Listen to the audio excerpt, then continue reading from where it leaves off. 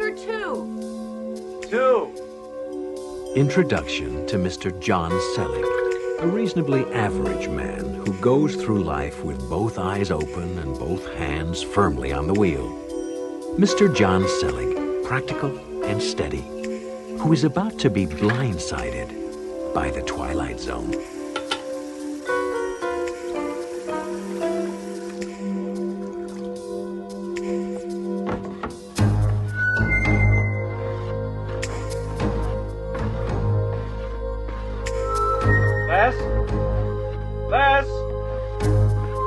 Leslie?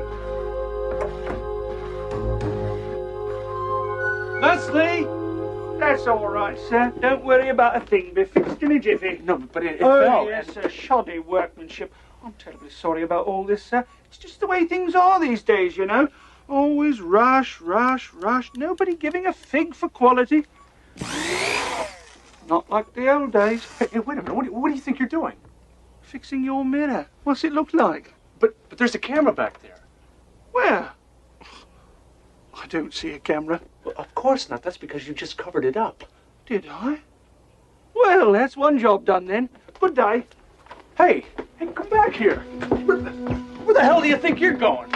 Back to work. And may I suggest you do the same thing? It's nearly 9 o'clock, and you know how Mr. Weatherall gets... Never mind. Never said a thing. Good day. Hey, wait a minute. How do you know my boss's name? I don't. But you just said it. I didn't. You must have mistaken me for someone else. Good day. Listen, are you going to stand there all day? Yes. I want to know what you were doing up there. Up where? Upstairs. The mirror, the camera, remember? Ah, yes, that. Nothing whatsoever. Just a little routine maintenance. It's a camera. You've been spying on me. I have not. Look, it's all just part of the job. Now, be a good fella and let me get back to it. No. I'm going to call the police. You wouldn't want to do that. No, I don't think so. Why not? False complaint. Show me where it says fixing the cameras against the law. That's not the point. I didn't put that camera there in the first place. It's not my camera. I don't even know how it got there. Ah, then you want installation. Oh, I'm sorry, that's not my department. Have a nice day. Oh, you know, you're not as pleasant in person as you are on TV. That's it. I am calling the police. There's really no need to do that. Look, John. May I call you John? We don't want to make too big a scene over this. I mean, it makes everything too complicated. I'd tell you, but... Look, all right, I'll tell you, but... We've got to stand right in there. In the closet? Shh. Why there? It's outside camera range. But it's in the bathroom. No. The other cameras.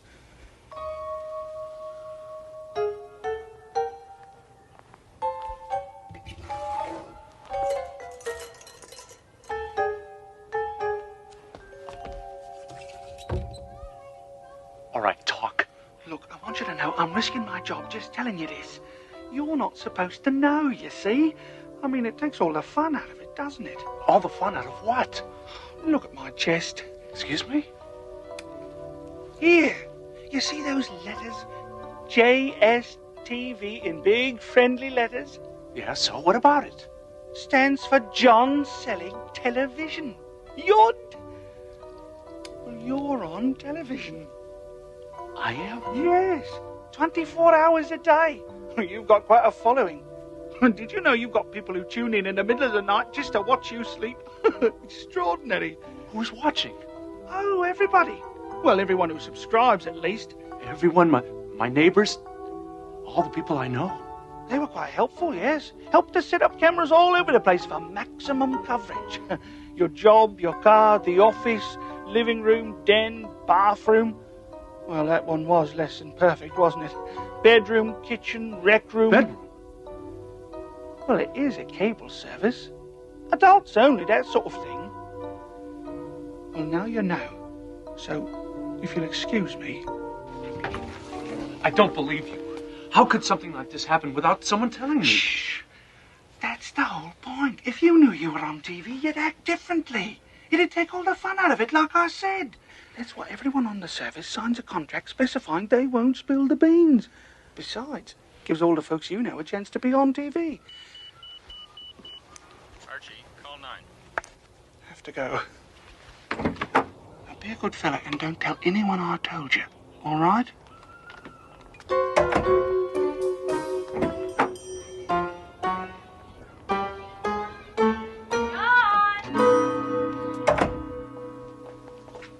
Your breakfast is ready. You better eat it before it gets cold. Haven't you finished dressing yet? Did you see that man? What man? He came right into the bathroom. I spent 10 minutes with him in the closet. Did you sleep all right last night? I slept fine. It's this morning I'm having a slight problem with. I have no idea what you're talking about. Oh, I gotta go. Have a nice day, honey. Don't blow it for us. The ratings are terrific.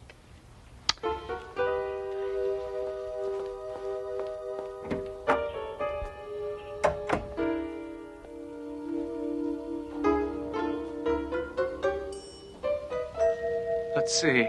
Gee, I think I left my car keys around here somewhere. I think I'll look for them.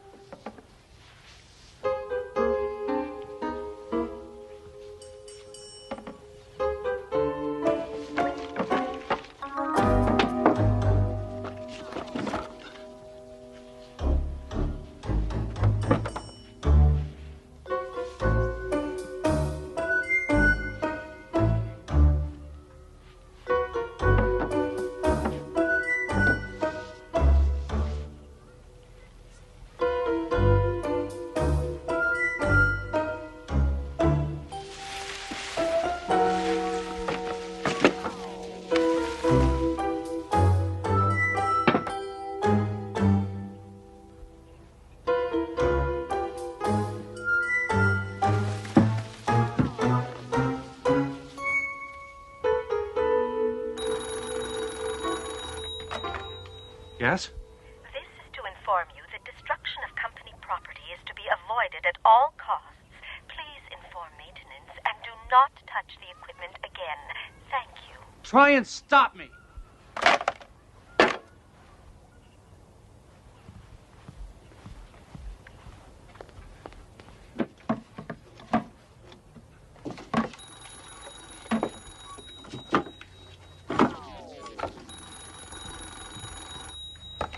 Hello.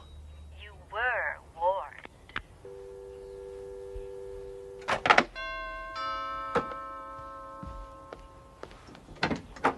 Mr. Selig, Yes? you're to come with us. No, hey, let me go. Where are you taking me? My coat. Come on, guys.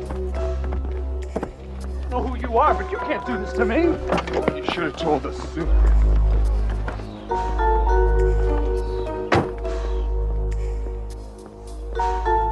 Well, you've gone and done it now, haven't you? Done what? Where are we going? There's some very big trouble, I'd say. Yes, some very serious trouble indeed. Smile at the birdie, Mr. Selig.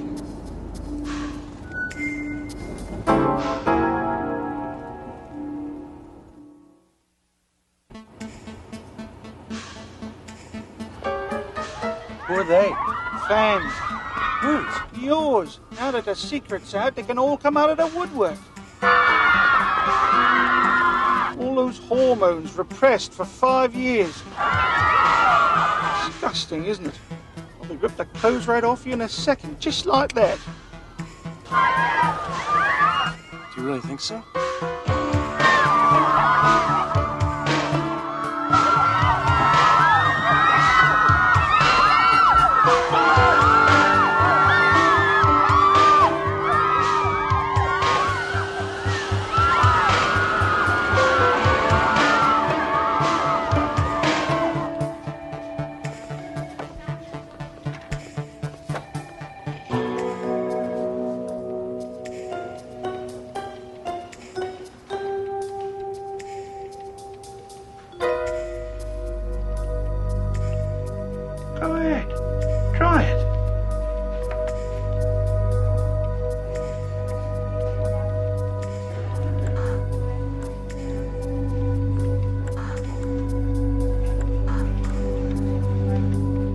Typical, isn't it? All these channels, nothing interesting on.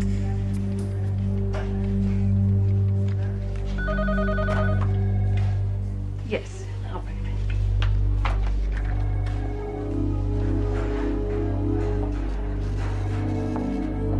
If you please, Mr. Selleck, this way.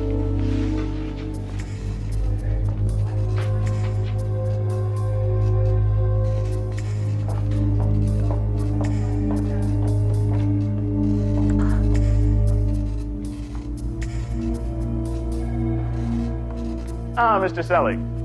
Arthur Spence. Nice to meet you. Please, take a seat. Make yourself comfortable. Would you care for a cigar? Something to drink. No, thank you. Comfortable? Yes, thanks. Good. Good. Now then, Mr. Selleck. What the hell are you trying to do to us? What am I? What are you doing to me? To you? My dear Mr. Selleck, look around you. This is a multi-million-dollar business.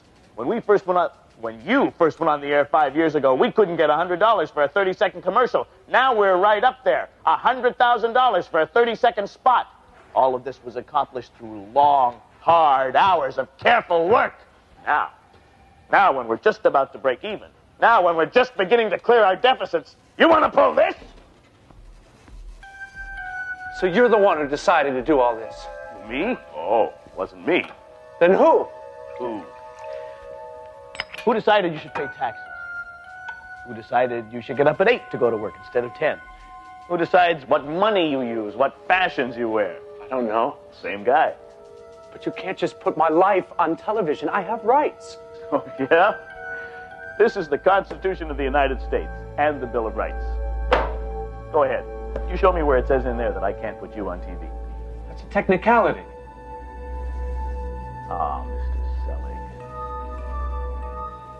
Let's cut right through to the heart of the matter, shall we? During the past 5 years, you have become an institution on American television. People like you. I like you. Hell, I watch you play bridge every Friday night with the Clearsons. He cheats, by the way. We have a better view of his hand than you do. I always thought as much. No, wait a minute. I don't understand. Why me? What's so interesting about me? You know Marilyn Carstairs? The woman on all the TV game shows. Okay, you tell me. What was the last thing she actually did that made her famous? Can't come up with a thing, can you? Don't feel badly. Neither can anybody else. But she's on TV. You see, some people are famous just for being famous. You put their face on TV often enough, and before you know it, they become a celebrity. We took the same bet on you. And it paid off. There were down times. You have to expect that. Like when you lost your job 2 years ago. You know, at first the ratings went up. Everybody wanted to know what was going to happen. But when you stayed unemployed, the ratings went down. So we stepped in and arranged that job for you at Teldar. You did that? Of course. Mr. Selleck, you don't actually think that things happen by accident in this world. Haven't you ever noticed how sometimes things just seem to go your way? Something will happen and you'll find yourself saying, gosh, that was lucky, or gee, wasn't that a coincidence? That would be us, Mr. Selleck. We have a whole department that looks after happy coincidences. How do you think you met Leslie? My wife? Hired by us.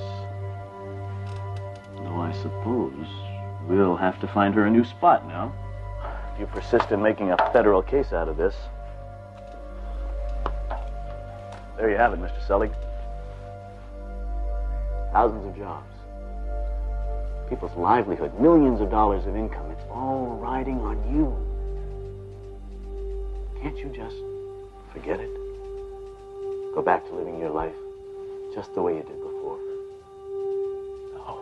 No, I can't. I want my privacy back. You have no right. As you wish. I'll have a car brought around to take you home.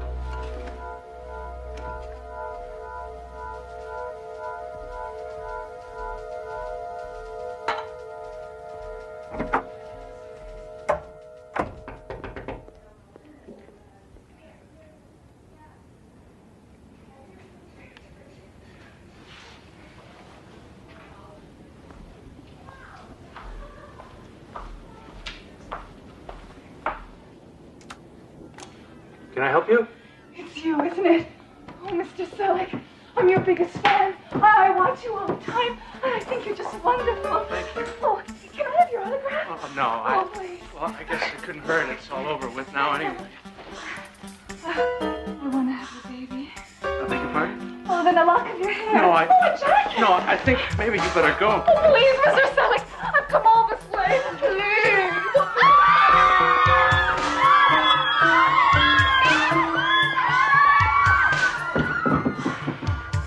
I'm supposed to take you home.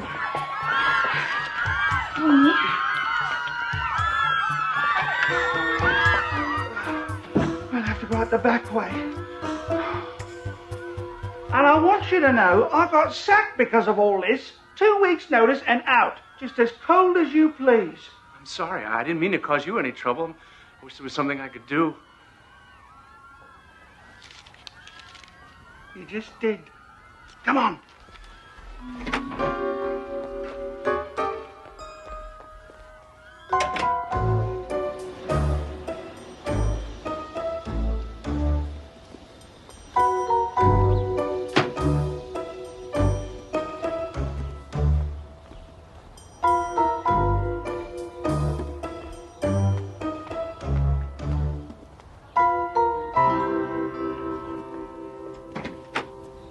Hi. Come on in. I was just going over the fan mail. I had no idea so much had been collected. The gifts, offers of marriage, it's amazing. I just came to drop this by. It's a check. Back pay for the last 5 years. Oh, yes, they always intended to pay you. They just kept it in a trust fund until you either found out or the show got cancelled.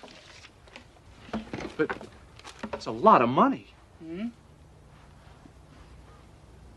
Yes, I suppose it is. What are you doing? Company equipment. Not needed around here much more, is it? Now the show's been cancelled. Now that you know, it's not much fun anymore, is it? And it's really over? Sorry, not my department. But the money, the women. You wanted your life back, just the way it was, right? Well, that's what you've got. And I hope you're satisfied. I'm sorry about your job. Yeah, well, that's the way it goes. Thanks, so.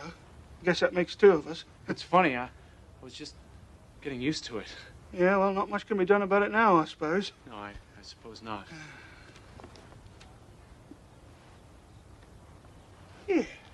Come here.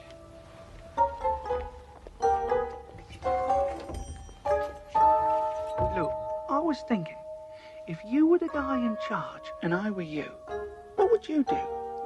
Maybe you'd just tell me I was off the air, so I'd think I was, but I'm really on television without knowing it. This way, I'd go back to acting normal, which is what everyone wants in the first place.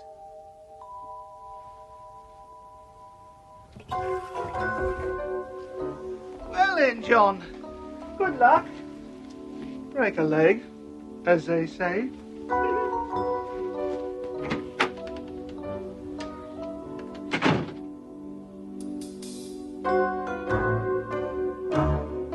My, but isn't it a wonderful day?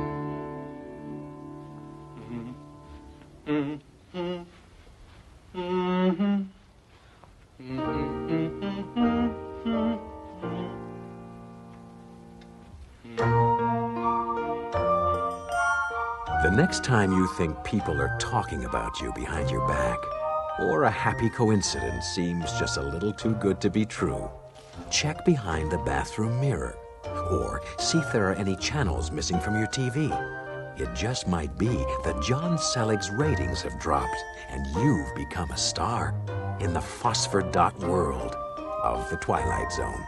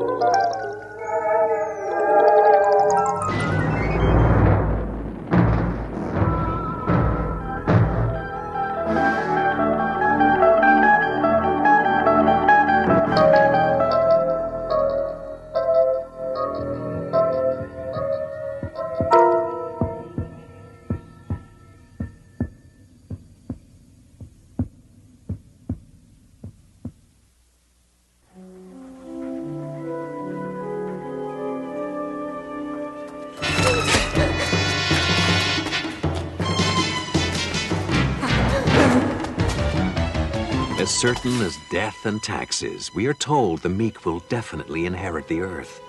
Perhaps, but not always. Consider, if you will, Mr. Archie Lochner, a well-known petty crook, sidebar 6-for-5er Shylock, registered coward, and owner of a yellow streak so vivid it could be slathered on a hot dog. Mr. Lochner was written out of the will when the meek were guaranteed their inheritance. And just now, he's trying to avoid another kind of payoff. A soulful payoff in that off-track betting parlor we call the Twilight Zone.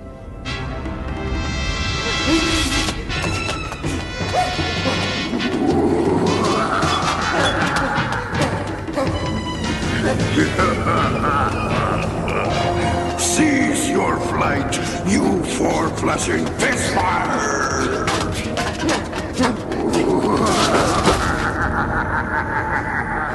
This is the second most ill-advised action you have ever taken, Archie Lochner, you miserable garment of human meat. The first was trying to make a bargain that would outwit me. I'm 32,000 years old, you human virus. Even among my peers in the fourth canonic order of demons, I'm considered a truly ghastly dinner companion. Did I mention I enjoy sucking the marrow from the living bones of idiots like you? Whatever made you think you could outwit the magnificence of Volker? I still got 2 days. The contract ain't up for 2 days. Why is it you're tormenting me? Because I'm a demon, you imbecile. I don't send singing telegrams. I torment. It's what I do. That's why I'm called a demon instead of the Easter Bunny. 2 days? You made the deal. You don't bug me for 2 days. Bug you. Bug you. 2 days from now, I'll remember you mentioned bugs. Perhaps I'll turn you into one. A small, black, crawling bug. Not unlike the kind I spear with a claw, crack like a nutshell, and feed to my serpent mate, Diptha. She loves to be bugged.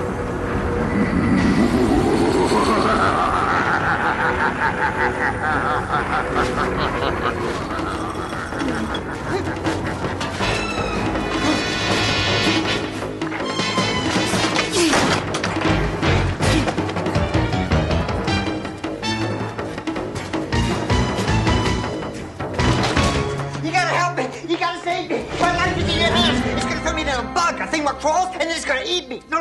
It's gonna give me to his wife, his snake lady, and she's gonna eat me. So you better help me, because if you don't, it's gonna be all over for me. Why don't you twist off his head, Mr. Lancaster, sir?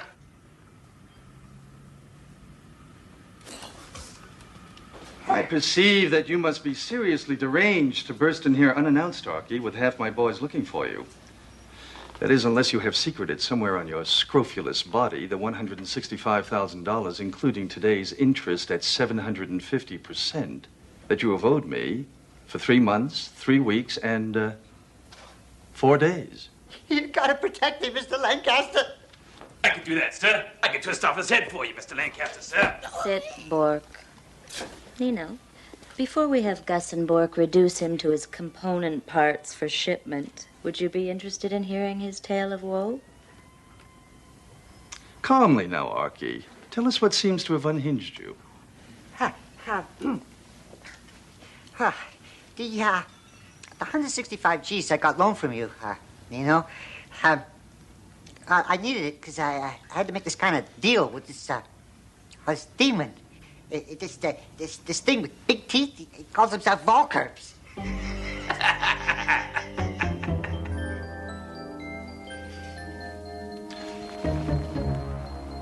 A supernatural being. Yeah, you got it. A creature of Stygian darkness, a denizen of the nether reaches, a monster from some nameless plane of witchcraft and horror. Yeah, you got it.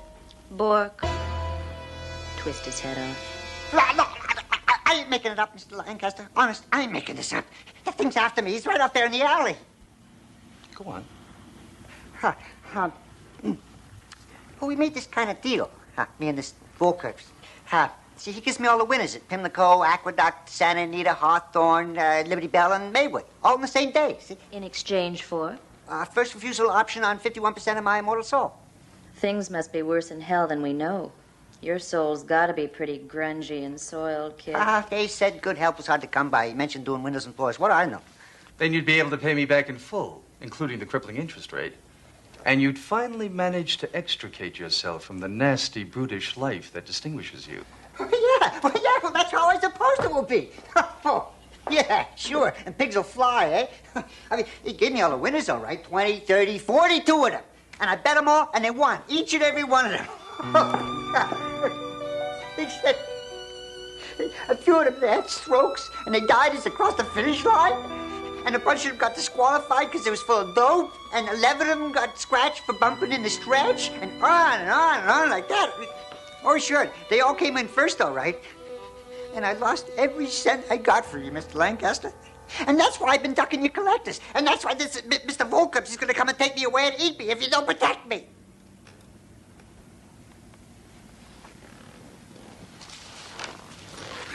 Why should I bother, even allowing that this fantasy has a basis in fact? Well, $165,000 plus the interest for 4 months, including next week. Miss Thorne is my accountant, Archie. She makes a strong case for your continued existence, despite its truly distinguished wretchedness. Then you believe me? I believe that I believe you believe it. As the most powerful underworld figure in this great metropolis, I have managed to make cohesive sense of the rackets. Now I grow bored. Ennui fills my days and nights. Save for the joys of my association with Miss Thorne, of course. You've bought yourself a momentary reprieve through dint of sheer imagination, Archie. I won't have Gus and Bork dissect you. I will assist you. Already I feel heroic. Now tell me, how did you even go about locating a demon in these conservative climes? Well, this is woman I heard about, supposed to have a strong in with the netherworld. I visited a couple of times. She set it up. I think she gets a commission. I suggest we pay her a visit. Gus, the car, if you please. Try to hurry, dear. We have dinner with the mayor tonight.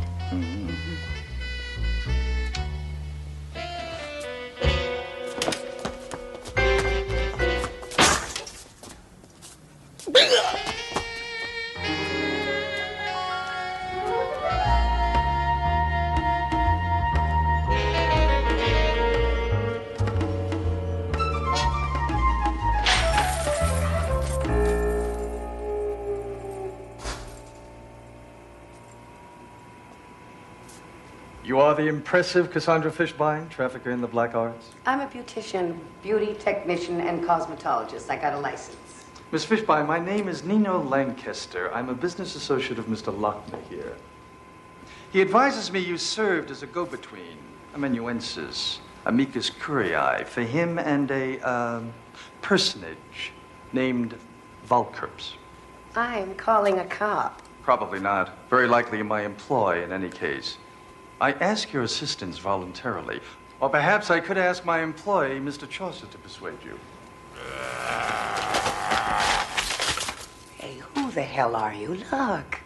I'm just a poor businesswoman trying to make an honest buck in a world of kids hot for purple hair and shaved heads.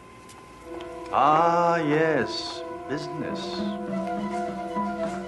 Have you ever considered the range of unexpected tragedies that could befall an unwary coiffeuse, whose insurance premiums, no matter how exorbitant, would not cover the mysterious mixing of DDT with her shampoos?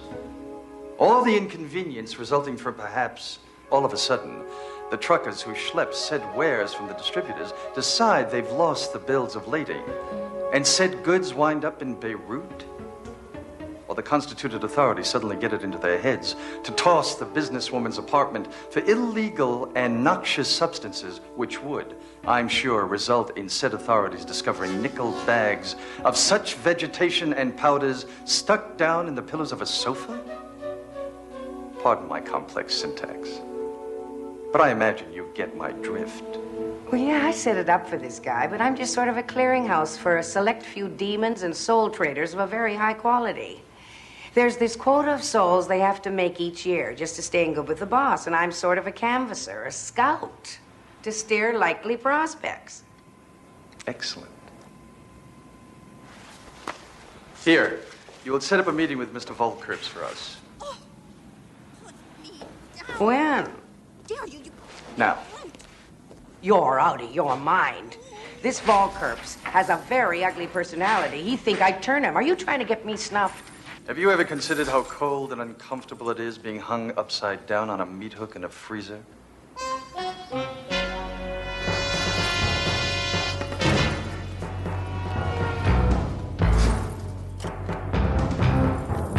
By all the Majas of Solomon's court, by the three-eyed moon of Astaroth, I call thee, Volkerps, to come forth.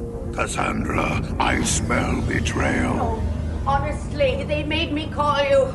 Get him. Do it, almighty Volkerps. Waste him. First things first, Cassandra. The little rat human, he has 2 days. But you...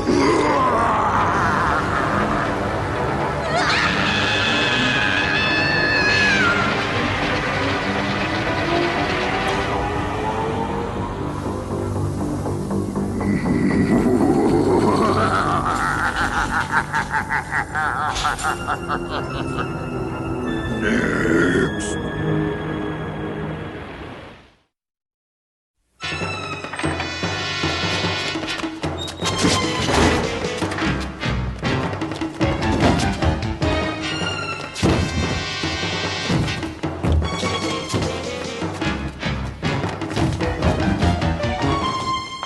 You understand there? Pile! Pile! What happened? Where's Nino? I don't know. He's dead. He's gotta be dead. Volkerps came. Big. He was big and right there. He came straight from hell. He still stunk a rotten egg. You left him? You ran? He ran like hell. The thing just fricasseed the woman. Hit her with some kind of laser. It turned her into ashes like an old cigar. Oh my God, Nino! Nino! All right. That means we have to consolidate our interests. Get the accounts transferred into the corporate name, begin amortizing the rolling stock, and make sure that none of the boys try to take over the territory. Are you crazy? That thing's gonna fry us and eat us. It's coming! Who's there? Nino, open up. You alone? I said open the door, now.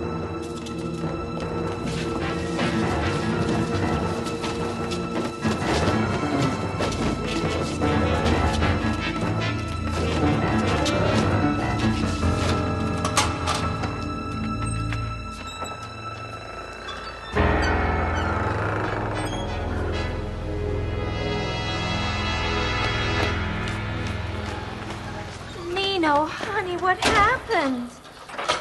Can you walk? Obviously. Well, is your body burned? Get away!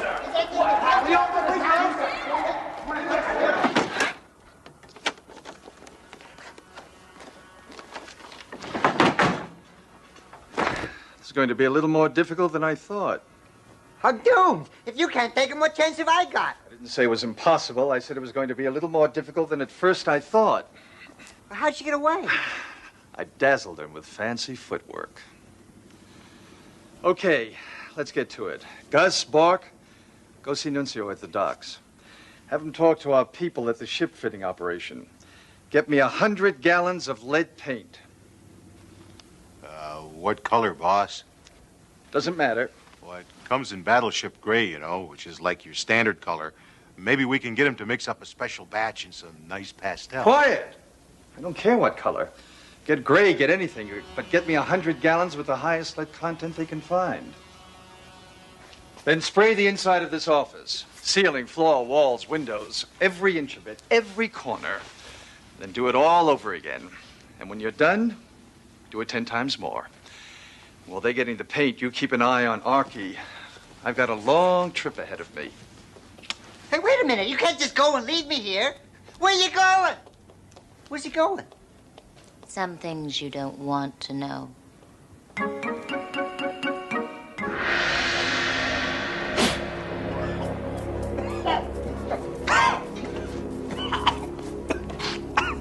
This is gonna save me?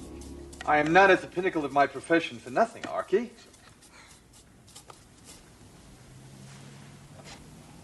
We have to wait till midnight. He'll come at midnight. Anybody who wants to go, do it now. Not you, Archie.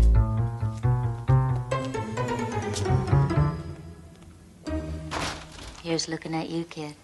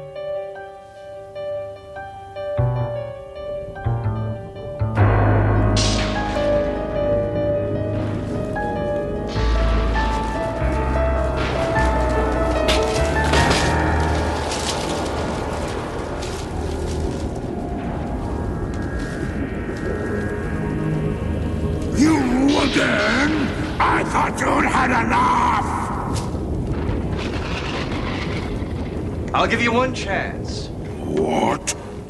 Cancel the contract with Archie. Give him about $1 million to make up for what he lost at the track. Go slime back to your pit, and I won't kick the crap out of you.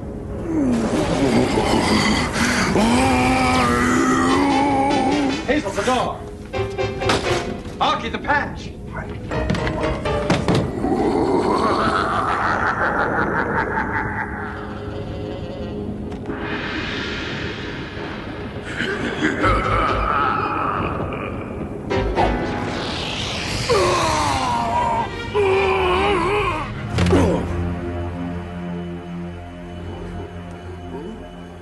I'm bleeding. I'm actually losing pus, ichor, and lovely slime.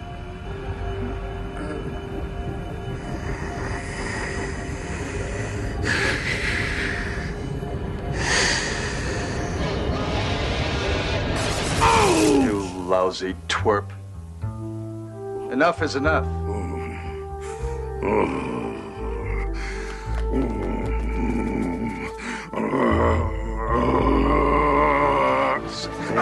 Submit. I order you by the power of Asmodeus, Belphegor, Belial, and the Toad of Death. Suppress thyself. Submit, suppress. Get your miserable, ugly backside into the box, you twerp. You lousy punk.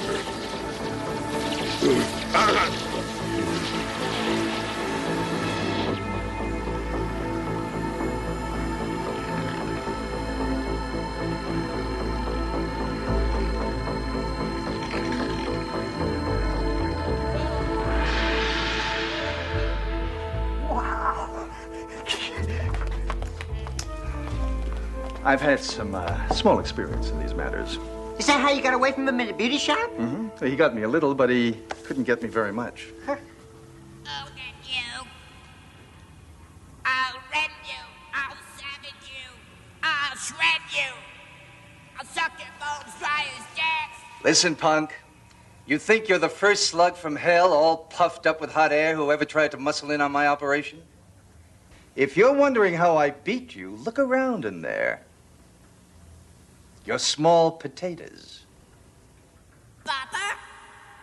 Papa, what are you doing in here? You idiot. Oh, I know I shouldn't have left the family business in your inept claws. You're a fool. Like father, like son. You saved me. You saved me. Yeah, I saved you. Now all you gotta do is make a deal with me. Business, Archie, is strictly business.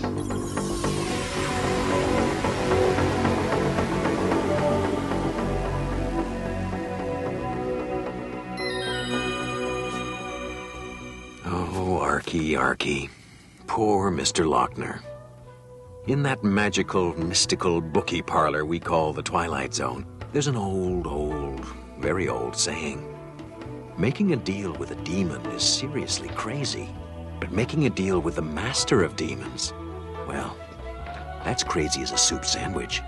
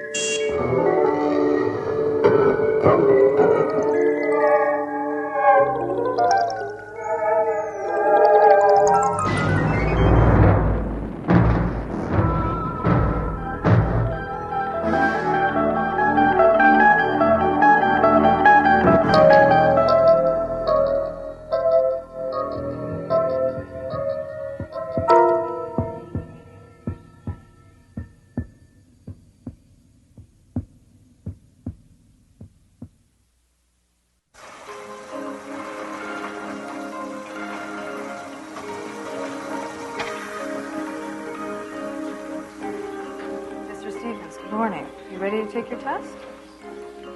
Okay. I'll help you. Now? Okay, just step up on the treadmill, please.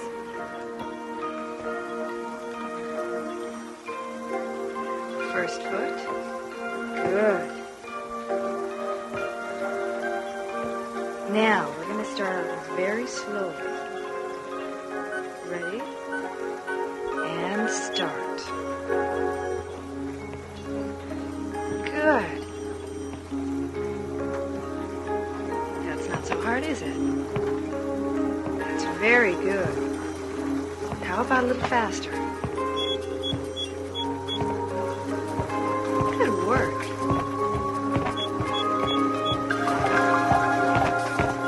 Don't be deceived by the youthful appearance of our subject, Darius Stevens. He abused his body for 79 years. Now he's walking on his own bought and paid for 2 feet, down a path he hopes will lead him into a new life. This is sick. The man is 79 years old, for God's sake. And there's no reason why he can't live for another 79. With an artificial brain? You've turned him into a robot. What does that prove? No. He's not a robot by any means. He's human. It's incredible. Back in the 80s and early 90s, this would have been impossible. But now, with ultra-miniaturization, the sky's the limit. Well, it seems to me the limit is good sense, and you've overstepped it by a long shot. Michael, please. No, I mean it. I mean, this experimenting with people's heads, it's outrageous. Go on, admit it, Wilson. You've never done this operation before on a human. I mean, what might work for a monkey won't necessarily work on a man. even my father. It's true. Your father was the first human to receive a total brain implant. However, if things go as expected with the last neurological tests, he'll be ready to lead a normal life within days. Normal? Essentially, this is Darius Stevens. We reduced all the memories, all the facts, all the powers of reason, even the feelings that comprise what we knew as Darius Stevens into this microdisc. My husband has one of those in his head. No, this was just an interim step. We had to digitalize the data. Then, I'm sorry, I can't explain this without getting technical. He thinks, therefore he is. Oh, how philosophical of you, Doctor. But let me address another question. As I understand it, my father is just about now 60% machine by weight. Does that sound very human to you? Maybe I'm asking the wrong person. You're a mechanic. You're a man of medicine. I don't think we need to discuss this any further. Thank you for everything, Doctor. We're not out of the woods yet, Anita. Darius was a very active man. It'll be your job to see he doesn't overdo it. I will. See you later. So, when is the Tin Man getting back from physical therapy? Michael, I've had just about enough of your cynical attitude. Sounds to me like you'd rather have him dead. Oh, really? It wouldn't have anything to do with you wanting to take over his company, would it? The fact is, the man is brain dead, and at the very least, he is not competent enough to manage his own affairs. The man is your father. No, he was my father. But this bunch of circuits and tubes and wires and Now, pumps you get are this nothing. straight, Michael. As long as I am in control of his medical care, I don't want you or anyone else interfering. You don't say so. Let me tell you something, Anita. He was my father for 50 years.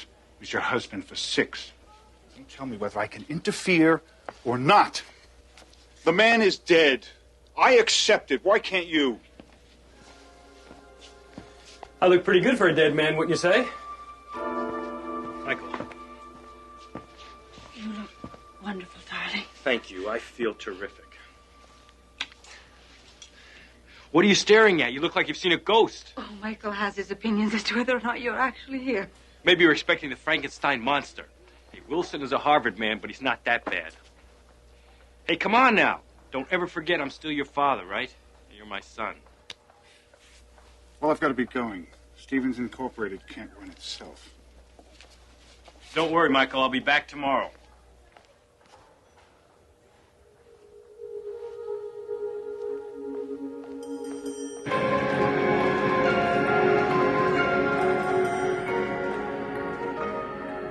And call New Orleans about that Jensen order. Don't forget to tell Harris about the sales meeting in Phoenix. And have Stein drop some projections on the Western region. I want them on my desk by the end of the day. You got that? Yes, sir. Susie, would you come in here, please? I hope you took your vitamins. You're going to need them just to keep up.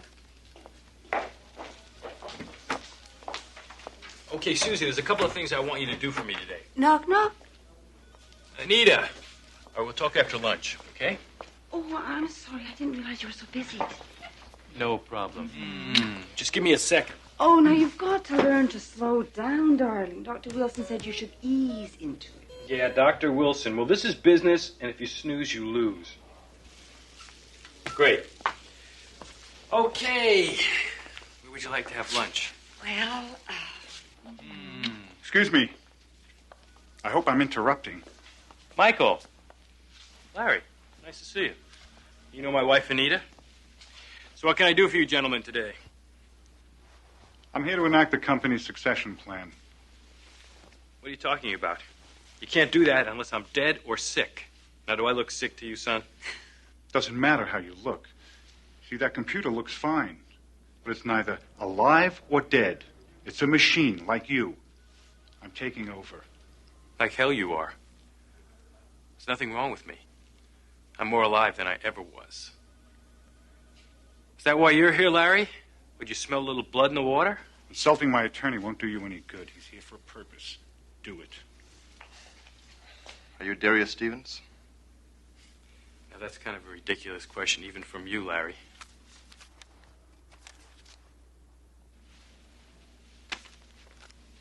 Hey, what's this? It's a summons to appear in court. You left me no choice. What are you trying to prove, Michael? What am I trying to prove? That Darius Stevens is dead.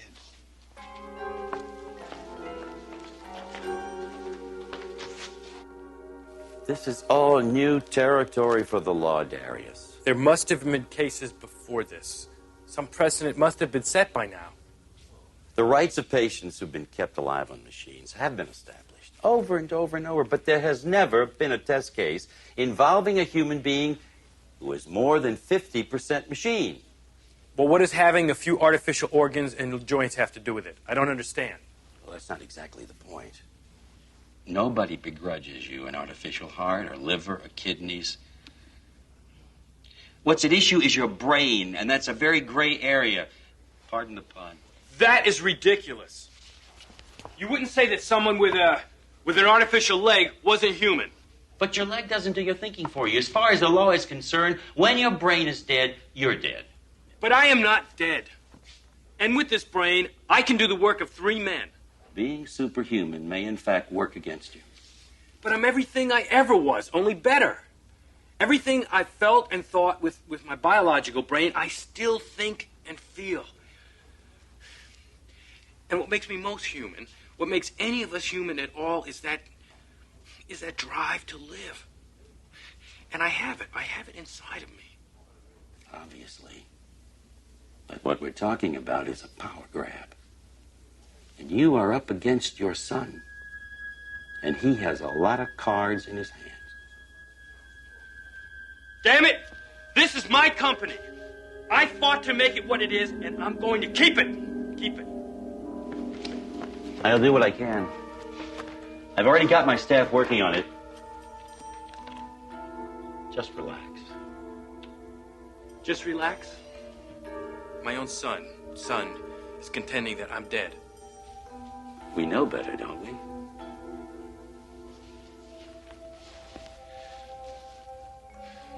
Well, I'm not going to sit on my hands, Dave. I'm going to do a search for any legal precedent that is vaguely related to this. I can do it faster than your staff. Fine.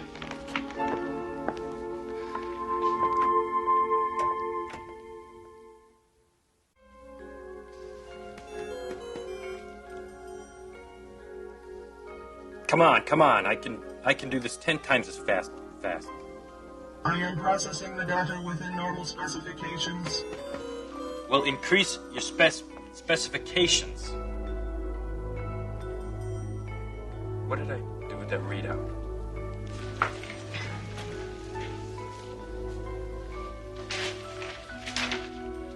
I can't believe it. Oh, hi. Don't oh hi me.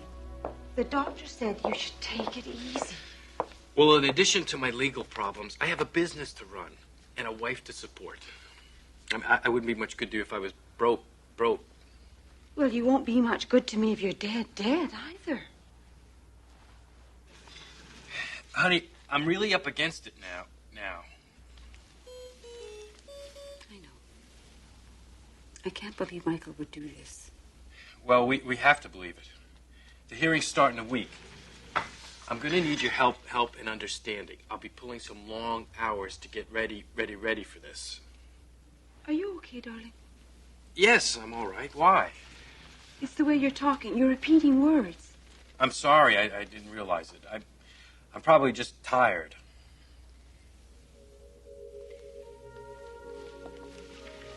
Darling, we have enough money to live on.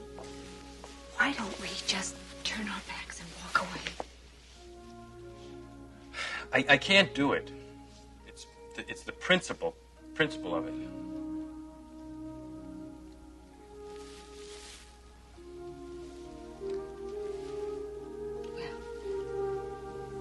You can count on me to help you in any way I can.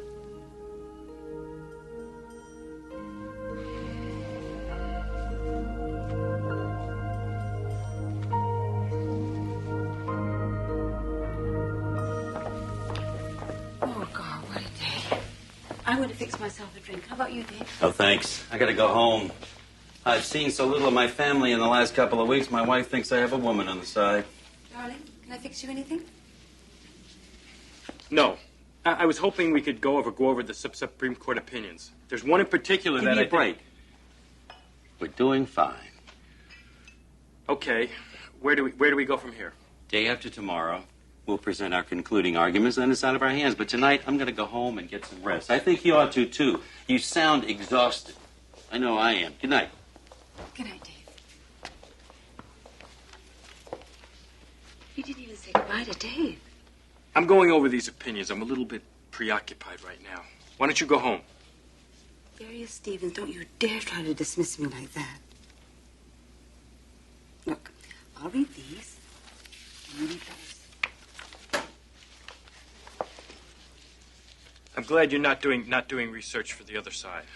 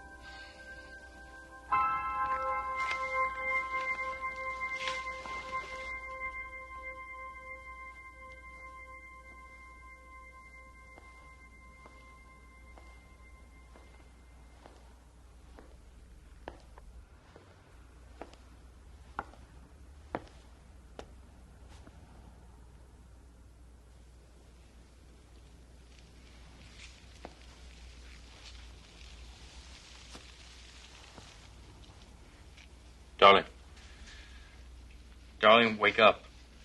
It's time to go home and go to bed. What? I'll come back tomorrow and finish my reading. Don't you ever let up. You know what they say, the early bird catches The world. Are you okay? I guess I'm just tired. I think you... Bad sector. Invalid file name. I think you better call the doctor. Call the doctor. Retry bad entry. Invalid error. Retry.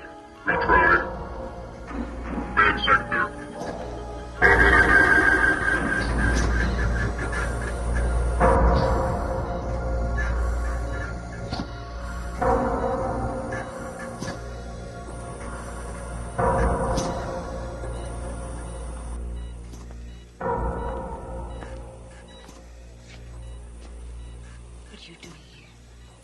Just came to see for myself. My, how the mighty have fallen. I hope you're happy, Michael. Me? You did this. You and your power-grabbing attorneys. Calm down and don't take it so personally. To you, this is just business. But you're going to have to live the rest of your life with the knowledge of what you did to your own father. I didn't do this. He did it all by himself.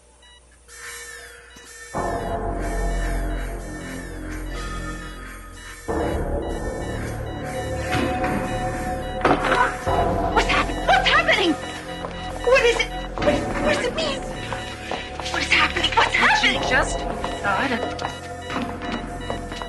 Doctor, we have renal failure. I knew we should have shut his kidneys down when we first came in. Power drain is just too much. Losing systolic pressure. What does that mean? Anita, Michael, wait outside. Wilson, I think I have a right to be here, and I'd like to... Outside now.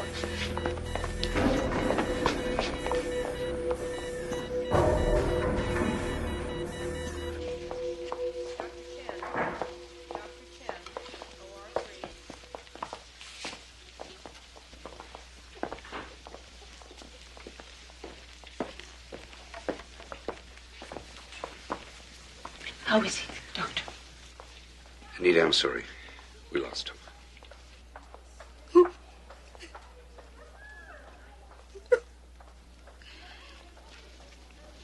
I want to be with him.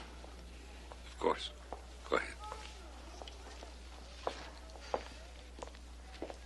So what finally killed the Superman? Can't explain it for sure. His CPU shut down completely. What do you suppose caused that? Whether it's overload or fatigue, I don't know for sure.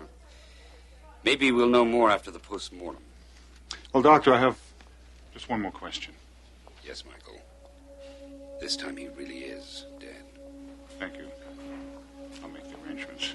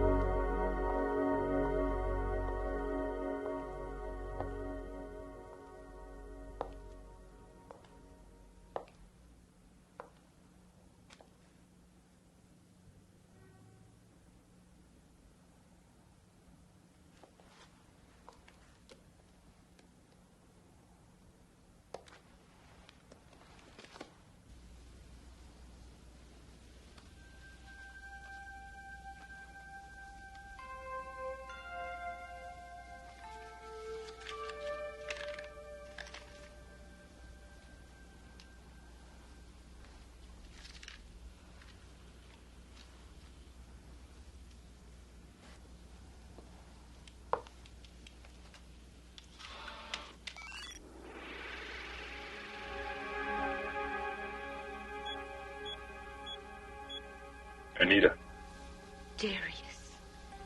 are you alone? Yes. Well, obviously things didn't work out like I planned them. But I thought you were... Dead? Oh, no. There's still some kick left in this old man yet.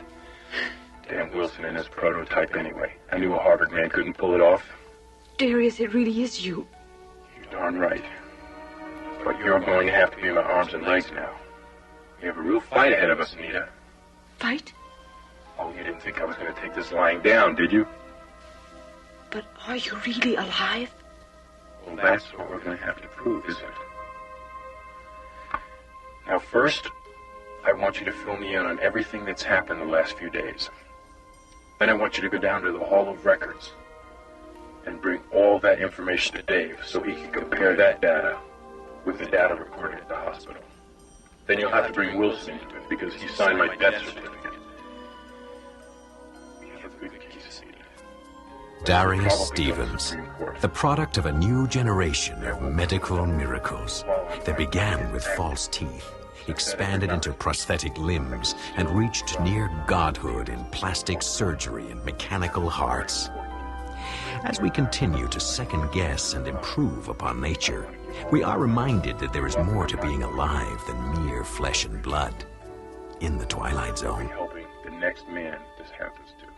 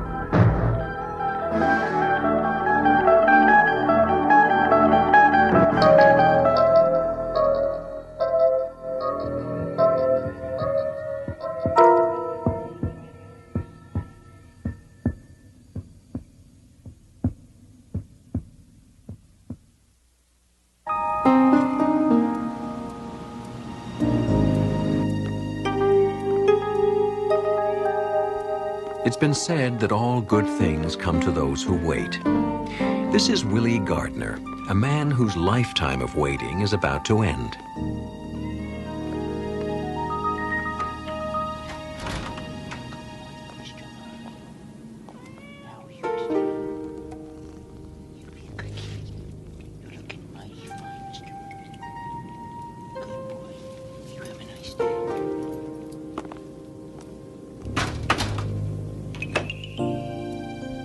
Willie Gardner, a man with limited space, limited horizons, and limited contact with humanity.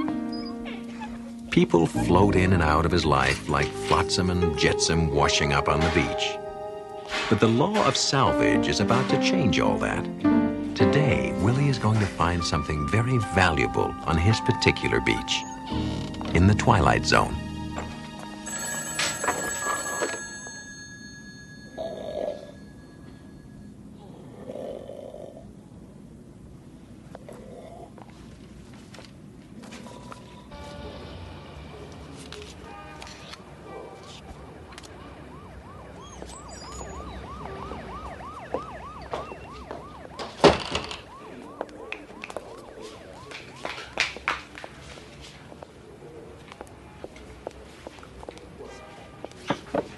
Hi, Willie. Why? Candy. Candy, right. I was just wondering, Willie. You don't mind that I call you Willie, do you? I don't mind. I was just wondering if you'd like to go for a walk or take in a movie, something nice. You mean go out? Me and you? Yeah. Well, I don't get it. I mean, we don't even talk other than you need change for the payphone or something. Well, sometimes it takes time to get to know someone. You know what I mean? I don't know. Well, okay, if that's the way you feel. No, wait. Hey, I really would like to go out with you. That'd be real nice. Yeah, really? Yeah, we could go for a walk. How about tonight? Yeah, sure. As long as you got $50. Nobody rides for free, Willie. Haha, very funny.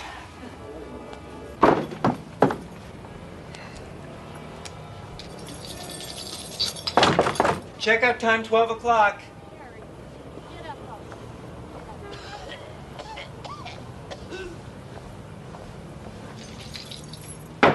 Checkout time, 12 o'clock. Good morning, Mrs. Kudaba. How are you today? Good morning. I'm just fine, Mr. Gardner. And how are you? Fine, thank you. About the rent, I'm sorry I'm late again, and I know that. But you see, my checks is late. I understand.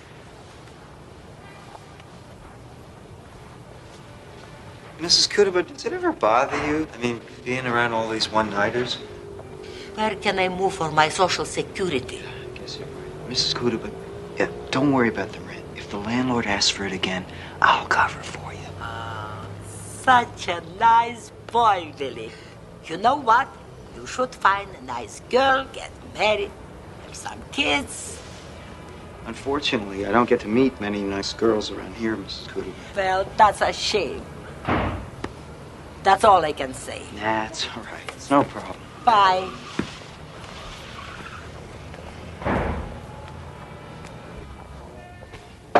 Checkout time, 12 o'clock.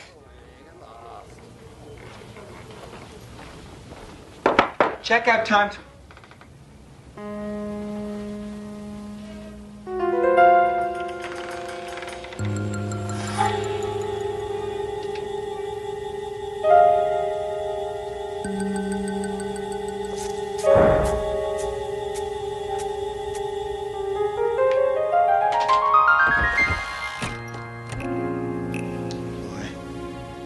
I wish I had a nickel for every old piece of luggage ever left in this hotel.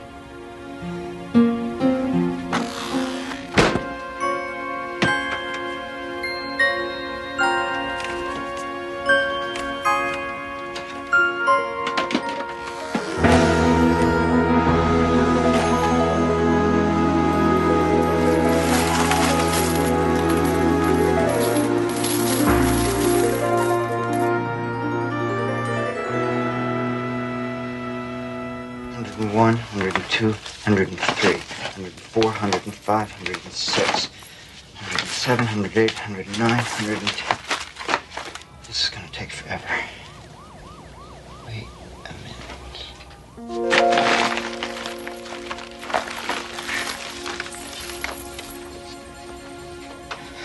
I I wish I had an ice-cold root beer, just like I used to have when I was a kid.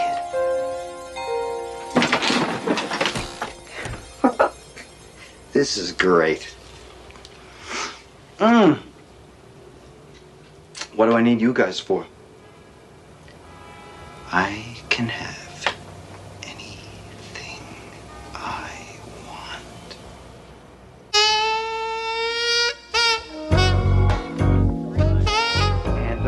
And this is my new bedspread. It's what they call a blend. It's 50% something and 50% something else, but you'd be surprised. It almost feels like real fur. Mary, I don't mean to be rude, but I'm expecting some other guests. Hey! You leave? How's it going? Fine, Danny. Just fine. Thanks for coming.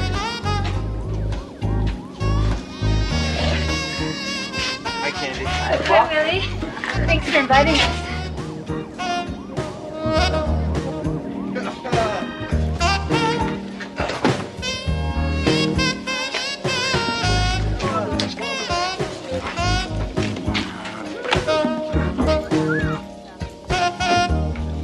Hey, Willie. What's a girl got to do to get a drink around here?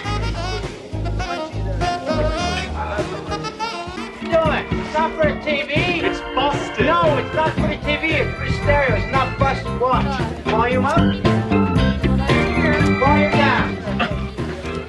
Volume up. Volume down.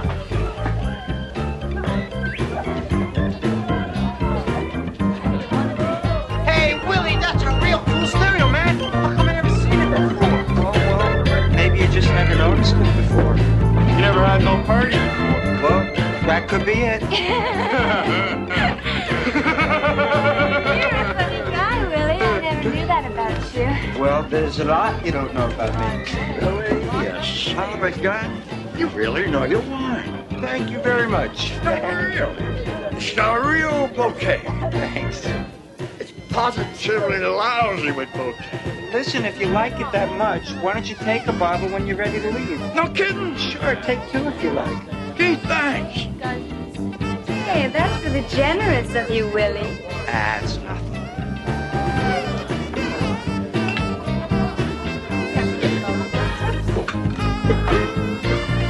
You're fresh, old buddy. I hope you're not leaving now. Yo, Willie, that sucker just took the last 3 bottles of wine. Oh, it's okay. Don't worry about it. No, please, calm down, everybody. There's plenty more where that came from. I'll go get it. Oh, I'll go with you. No, that's okay. You stay here and enjoy yourself. I'll just be a minute. I wish I had another case of my favorite sparkling champagne.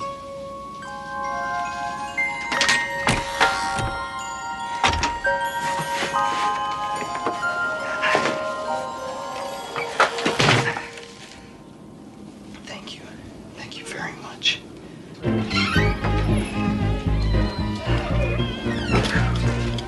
Good evening, Mrs. Kudaba. Oh, hello, Mr. Gardner. Sounds that you have lots of fun down there in your place. We are. Why don't you come on down and join us? Nothing personal, but some of your friends are hoodlums. Oh, they're not so bad. Come on down. Have some fun. No, I'm told for that kind of thing. Okay, shoot yourself. Good night, Mr. Gardner. Kudaba.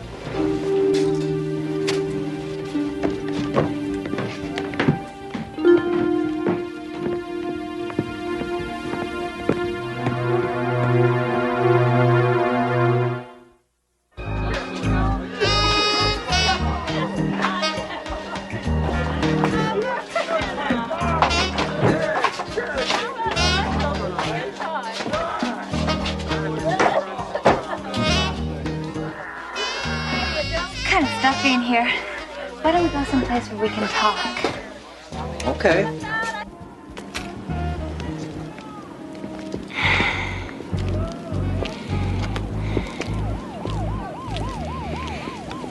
It's real pretty out here, isn't it? Really pretty. Kind of makes you forget what's out there in the streets. Candy. What is that short for? Beats me. My real name's not Candy. It's name's Lisa. Candy's just my street name. You think that's funny? Oh, no, I like it. What, Lisa? Well, yeah, that too. But I mean, I really like that you told me your real name. Yeah, well, listen, Willie. What's a nice guy like you doing without a girlfriend? Don't you like girls? I like you. Well, maybe that could work out, you know what I mean? Not really. Well, I could be nice to you, and you could be nice to me. I don't understand. Well, you know, you could take me out and buy me things, get me a nice place to live. Buy you things. Get you a nice place to live. Yeah, you could even stay there sometimes. Sounds nice, huh? Candy, Lisa, Candy, I'm not just looking for a girlfriend. I'm looking for someone who likes me for myself, not just for the stuff that I own. Hey, don't get me wrong. Really? Let's go back to the party.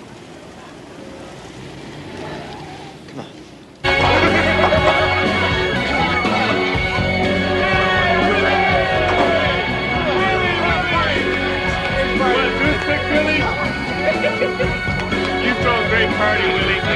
Yo, Willie!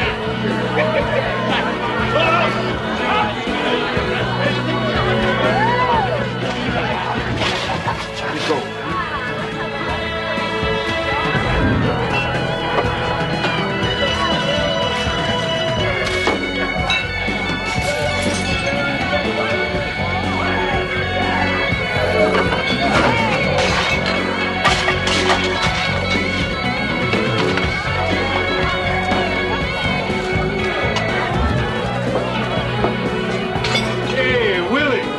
I was checking out your TV set. Great color.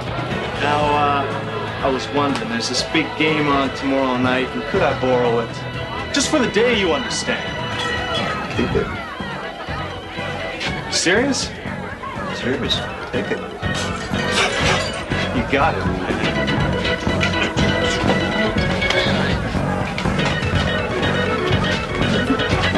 Thanks, man. Sure. Hey, Willie! Did you just give him that TV? Yeah. What's it to you? Oh, why didn't you give me the stereo then? Be my guest. Really?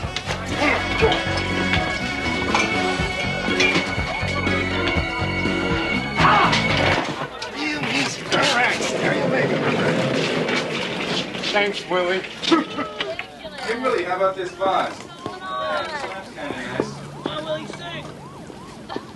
Take them. Go ahead, all of you. Knock yourselves out. Take whatever you want, and then just leave me alone, okay?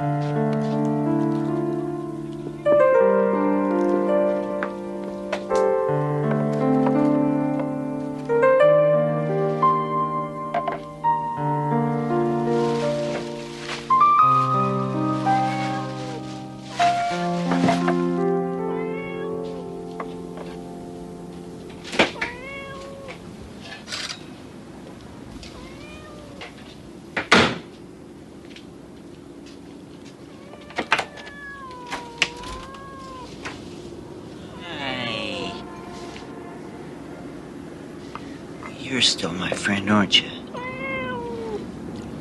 Well, at least you're honest about it. Hey, Willie! Party's over? What can I do for you, gentlemen? That depends. Depends on what? On what you got. I don't got anything. It's late. I appreciate you dropping by. Hey! You shouldn't be so rude to your friends, Willie. You're not my friends. Look, you guys don't fool me anymore. Keep an eye on him. Hey, get out of there! What do you think you're doing? Stay put. Watch your step. What are you guys looking for? Raw piece of whatever you got going. I ain't got nothing going.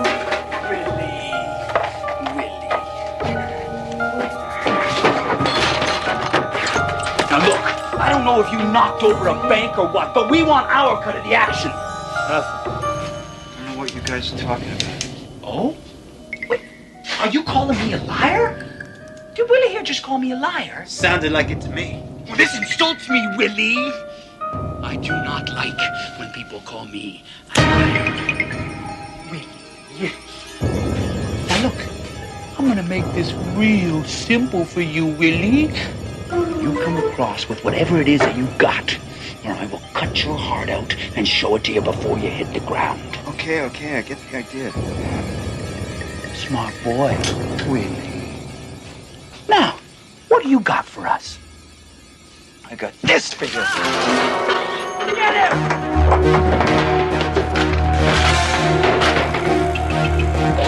Come on!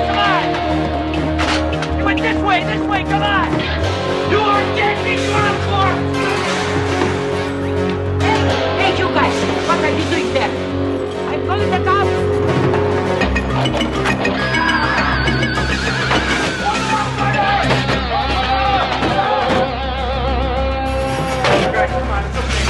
Hey, come on!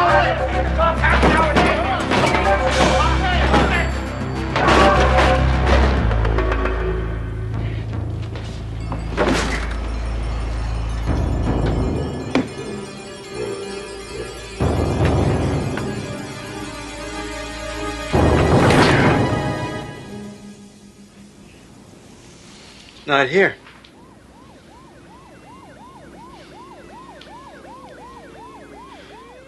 I can't take another fall, man. I'm still on parole.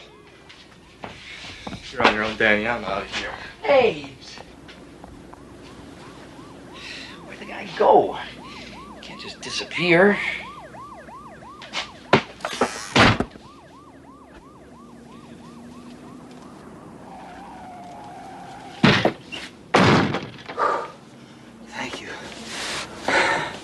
Thank you for working.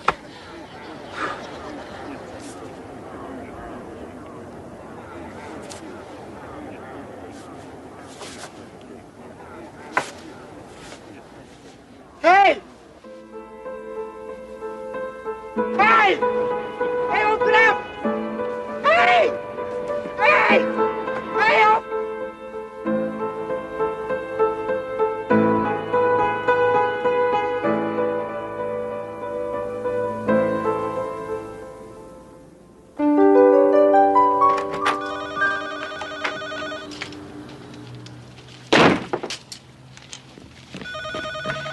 Hello?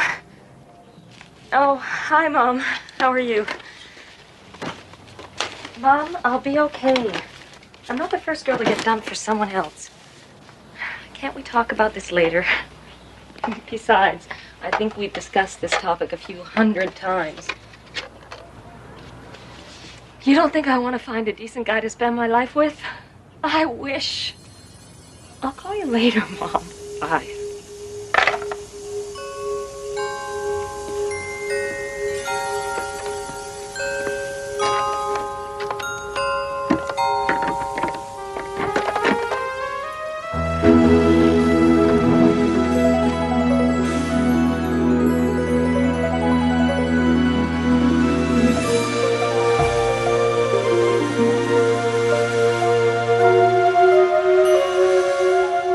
Willie Gardner, a simple man who discovered in a steamer trunk the difference between possessions and real wealth.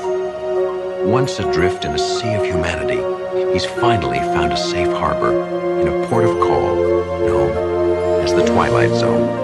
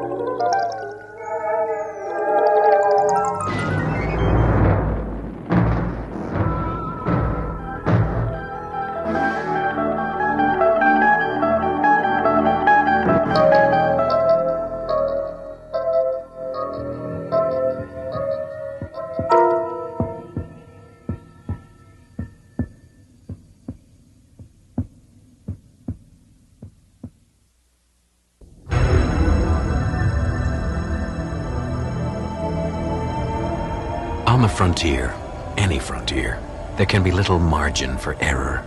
Just as the first covered wagons making their way across the American desert had a finite supply of food and water, so too on this even vaster frontier are there laws that must be strictly observed. Thomas Barton has been piloting emergency dispatch ships for 5 years. He has never been faced with this particular law of the frontier until now. Thomas Barton is about to discover firsthand that there are limits, even here, in the boundless reaches of the Twilight Zone. Computational error, unauthorized payload. Computational error, unauthorized payload. Fuel supply insufficient for mission completion at present mass.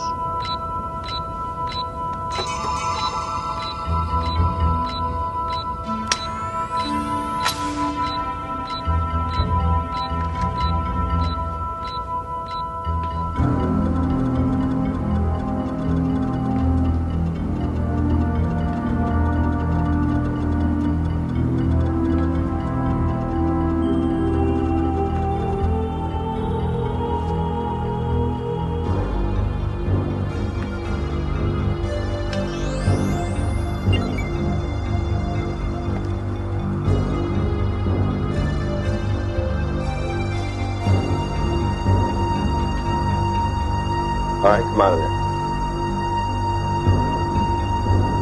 I said come out of there.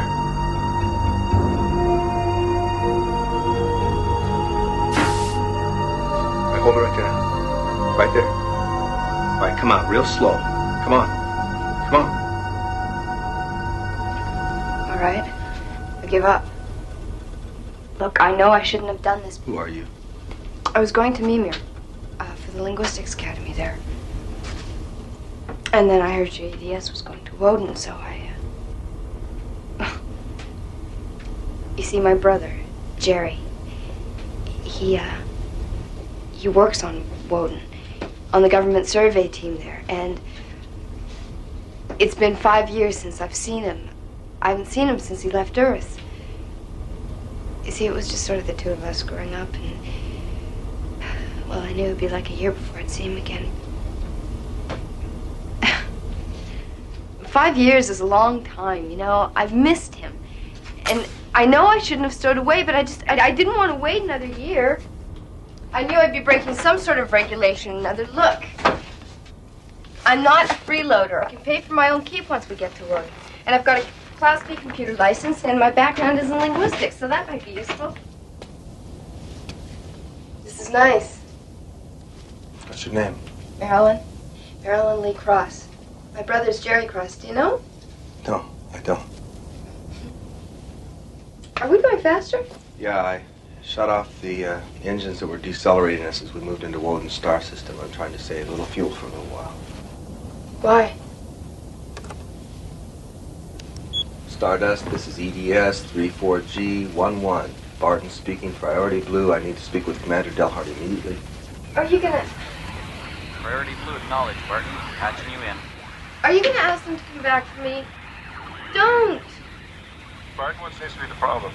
Commander Delhart, we have a stowaway on board. I see. I assume you follow standard procedures. Negative, sir, I have not. Commander Delhart, the situation is a little unusual here. The stowaway isn't a criminal or a smuggler. She's a girl. What? Yes, sir, a teenager. She wants to see her brother in Woden. She didn't even know what she was doing. Oh. Commander Delhart, is there another cruiser in the area? A freighter or another scout ship? No, you're too far out. We're the only ship within 40 light years. What about sending out another EDS? It would never reach you on time. What about a ground-to-space transport from Woden? Anything at all, sir? No, I'm sorry. There's absolutely no possibility of intercept. There's just nobody out there to help. Martin, I'm sorry. I wish to God there was something I could do, but there isn't. You do understand that, don't you? What does he mean? Yes, sir, I understand. I'll get ship's records to call you so we can make the necessary notifications. Delhart out. Are you gonna tell me what he means? The ship is carrying serum for cholera fever. Back to Group 1 on Woden. Their base was hit by a meteor storm. Their supply was wiped out. Do you know what cholera fever is? No? It's like meningitis. It's quicker and more painful. Group 2, where your brother is actually 8,000 miles away across the Western Sea from Group 1, so there's no way they can get back to Group 1 in time to help, which means 35 men are going to die unless the ship with the serum reaches them on schedule. I see, so I'm throwing you off the schedule? EDS, this is ship's records. EDS. This is EDS, I acknowledge. We'll need all the data on the subject's identification disc. One moment, please. I see your identification disc.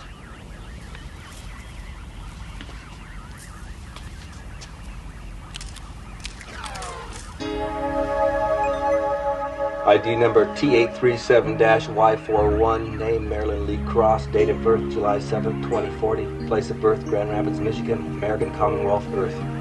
Original destination. Port City, Memer. Time of execution. What? What does she mean? At what time was the stowaway ejected from the ship? I'll inform you later. Ejected? She can't be serious. Now listen to me. It's my fault because I should have told you as soon as I found you. And I thought maybe once I contacted Delhart could do something about it. I don't know. If you eject me, I'll die. I realize that. Warning. Fuel supply insufficient for mission completion. Moving to condition yellow.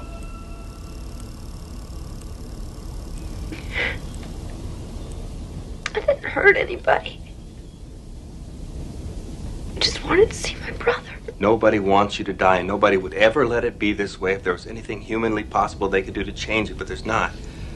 I mean, these emergency dispatch ships are given just exactly enough fuel to get to their destination, maybe a little extra to allow for atmospheric turbulence.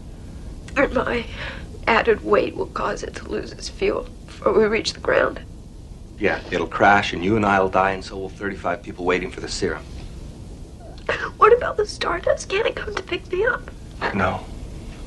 God, it's carrying medical supplies and food to the outer colonies. And hundreds of people will die if it doesn't reach its destination on schedule.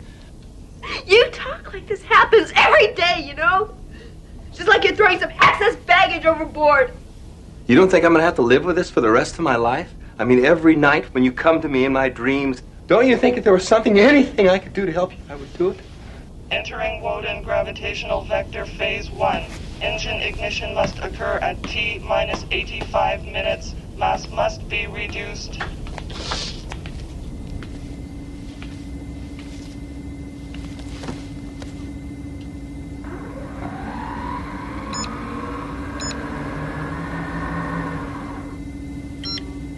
It's all just numbers, isn't it? Ratios. Equations. It's nothing personal. It's just mathematics. Yeah, you're right.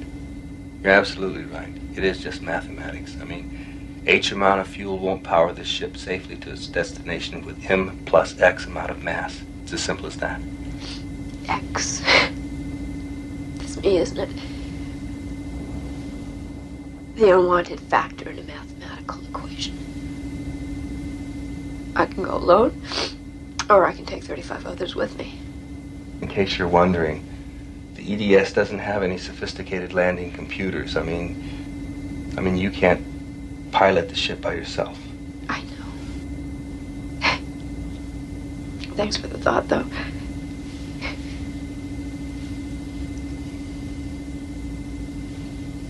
Isn't there anything else? What, jettison? These things are designed pretty lean. I mean, there's hardly an extra kilogram.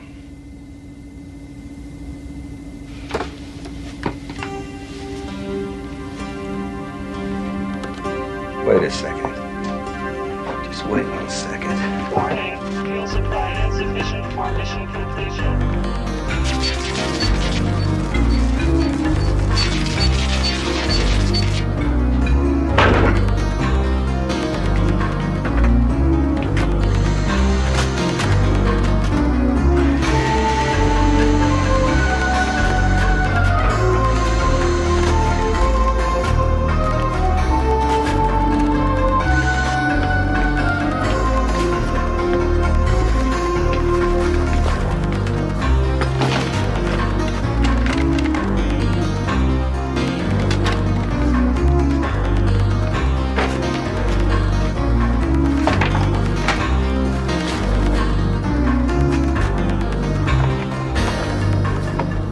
think it's enough?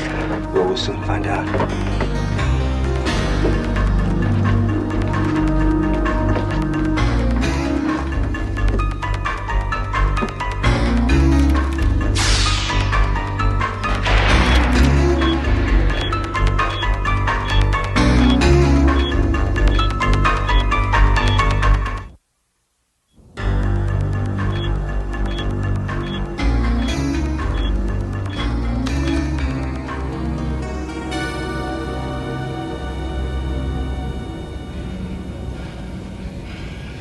Damn it, that's not even half what we need.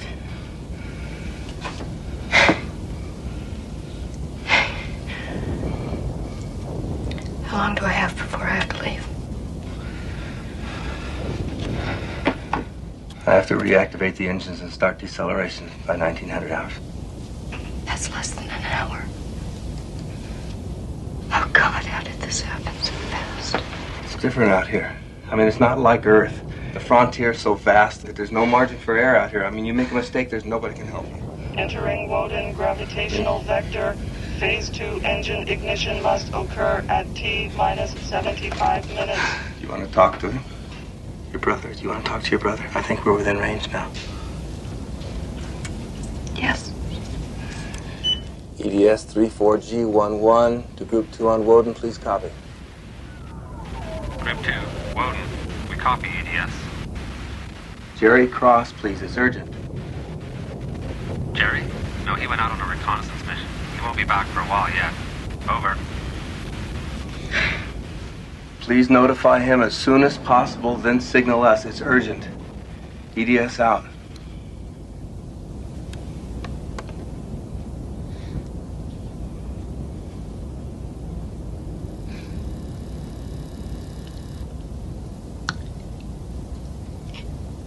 It seems to go faster all the time, doesn't it? I just want to hear his voice. I think when I hear his voice, I won't be so scared. It's cold in here. Is it cold? No, it's, yeah, it's colder than it should be here. Maybe I shouldn't wait, you know, maybe I'm just being selfish.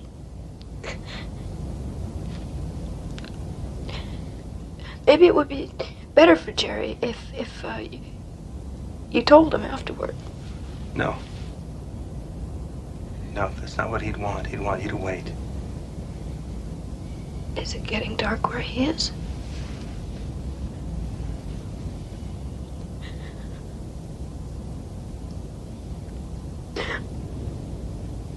I've heard everyone I love. I've been so stupid, so selfish. It wasn't your fault. It really wasn't your fault at all, and they'll understand that. I'll never be able to tell them. I never took them for granted.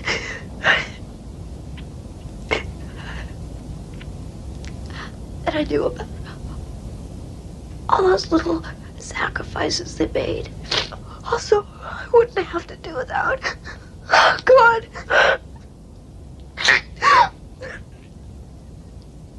Never being able to tell them how much I love them.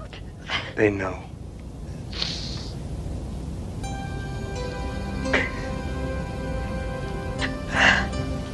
I've read about how people look when they die in space.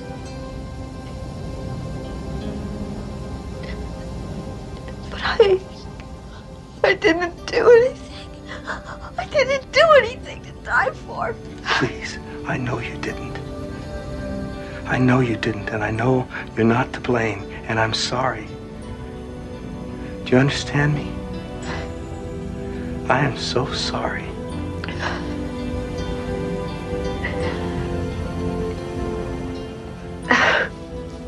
I'll be okay. Signal transmission from G2. Jerry? Incoming. It's Jerry. Just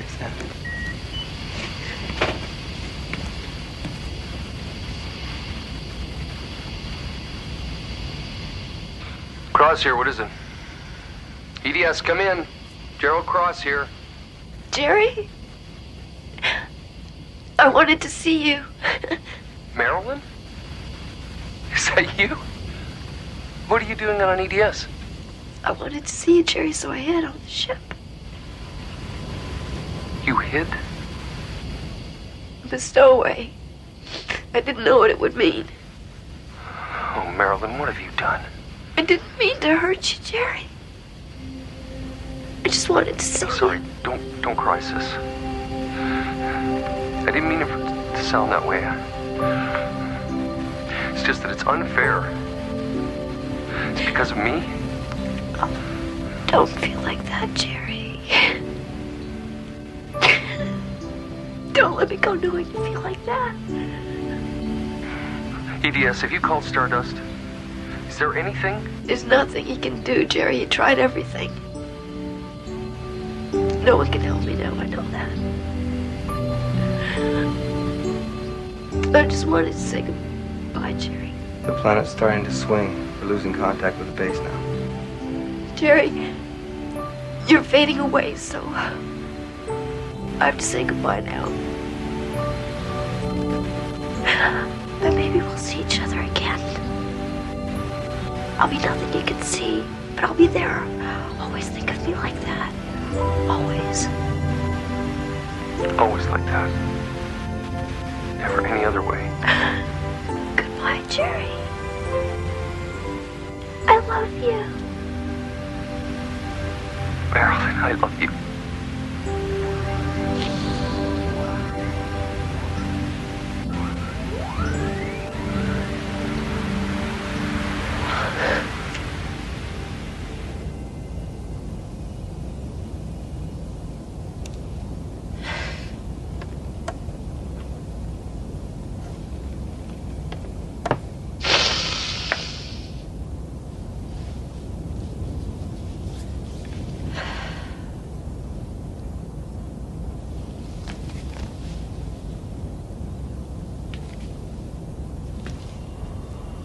Warning, fuel supply insufficient for mission completion at present mass. Condition red. Mission status in jeopardy. Condition red.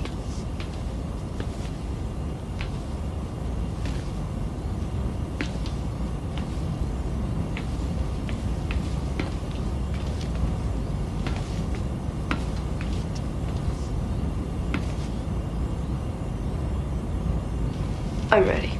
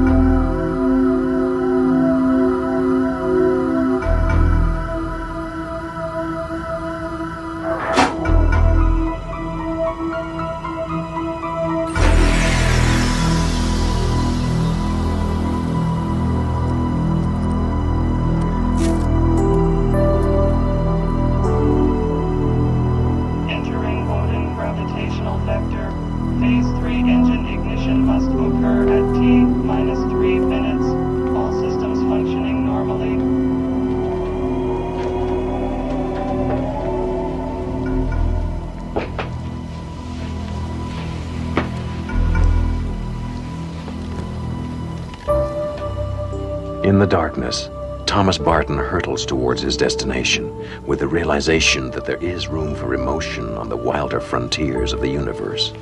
Emotion and the memory of a girl who had not known that sometimes it takes a human life to balance a cold equation in the black geometry of The Twilight Zone.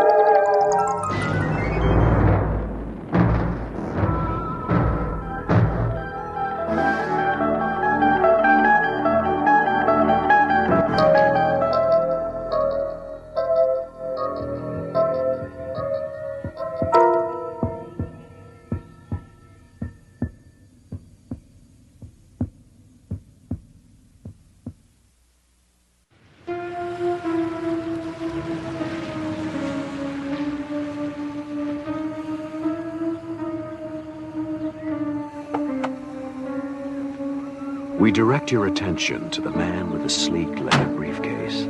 His name, Dr. Mallory Craig. Thanks, bud. Occupation, psychologist, newly employed by the Crestridge Sanitarium. For the last 2 weeks, he has been visualizing his first day, looking forward to it with eager anticipation. But there's a terror behind those cold institutional walls that nothing in his education has prepared him for.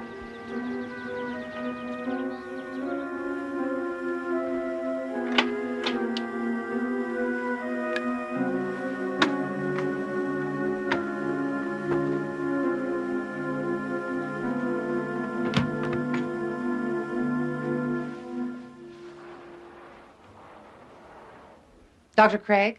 Yes. Rebecca Robb. Everyone calls me Becky. I'm the catch-all head nurse, good cop, bad cop, advisor on policy, and tracker down of missing paychecks. Glad to have you aboard. Thank you. Glad to be here. This place has got a fine reputation. I only hope I can live up to it. I'll get you the files on your clients. You'll be taking over Dr. Parnett's group, about 6 or 7 people. I think you'll find them all quite fascinating. Thank you, Becky.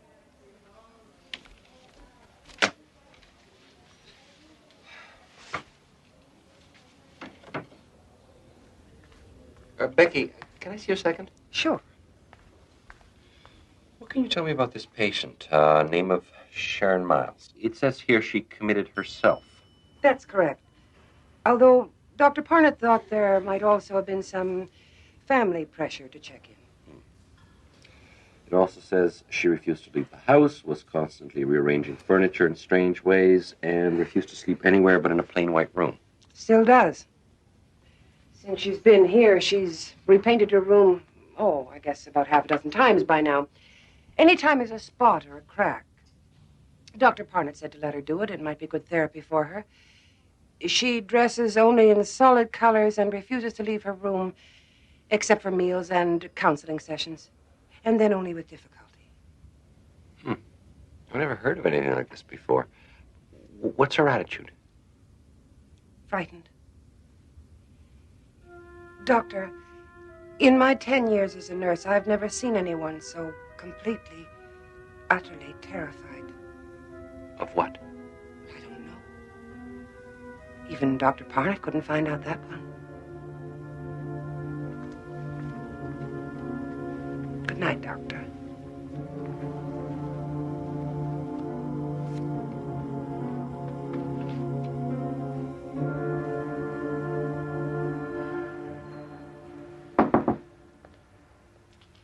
Hi. I know it's a little bit after office hours, but I thought I'd pop by and say hello, if you don't mind.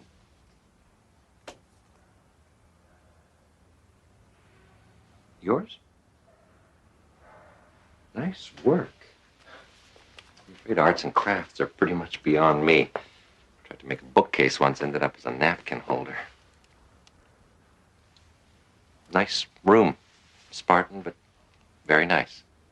Thank you. I've been going over the caseload, and yours is very interesting. I noticed that you graduated to therapy on a voluntary basis. Dr. Parnett decided not to push matters. If there was something I wanted to talk about, I'd talk about it. But you haven't. You haven't been to therapy in nearly 2 months. You know, I'm sure if you were to try again, I could arrange for a field trip. No. I don't think that would be a good idea. Not yet. When I'm ready, maybe. All right.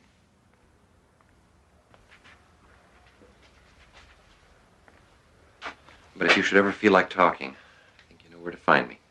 Good evening.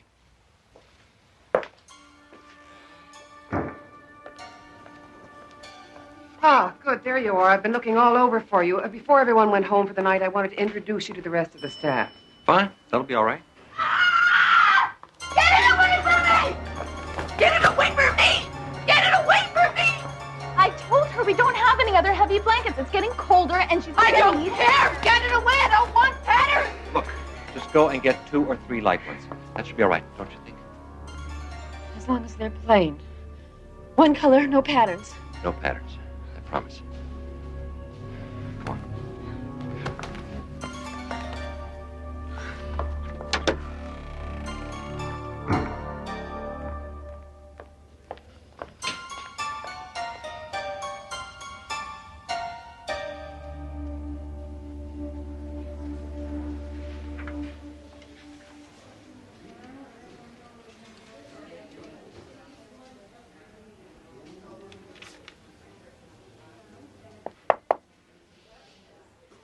Guess I didn't make a very good impression last night. I want to thank you for what you did. The staff gets a little impatient with me at times. All forgotten. Thank you. But it would help me tremendously in the future if I understood why you were so concerned. Hey, Doc. Haven't you heard? Nobody in here but us loonies. We don't have to have reasons for what we do. I disagree. And for what it's worth, I don't think you are a loony. Scared, yes. And I'd like to try and help. Talk to you for a while. All right. If you just move that for the time being.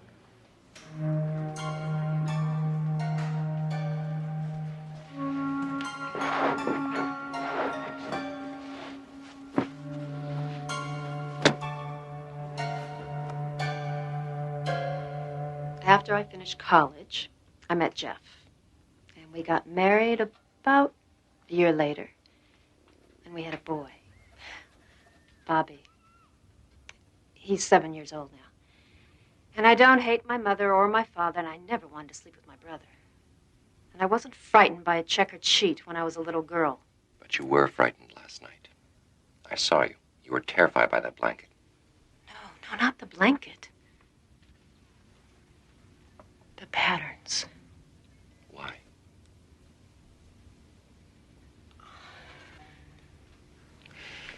Don't you want to leave this place? I can't imagine you'd want to stay. Then why don't you tell me? You wouldn't believe me if I told you. Try me.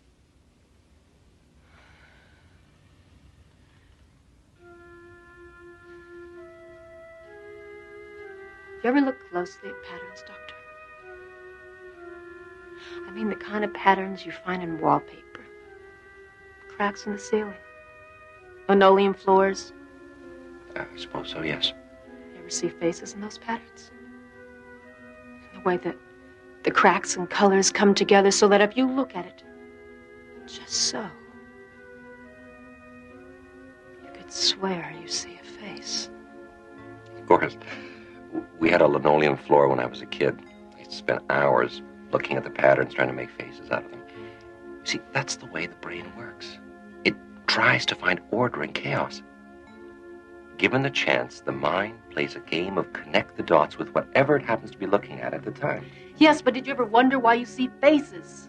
Not animals or plants or buildings. But faces. No, actually, until you mentioned it, it hadn't occurred to me. It didn't occur to me either. At least not at first. It was Sunday, and I was looking up at the wallpaper. It was covered in abstract patterns, you know the kind. And I was looking up at the wallpaper, looking into the patterns. I saw a face in it. The doctor. I swear, it looked back at me. Right at me. I caught it off guard, I guess, because I got the most terrible, horrible feeling that it knew that I saw it. And I looked away. And it was gone.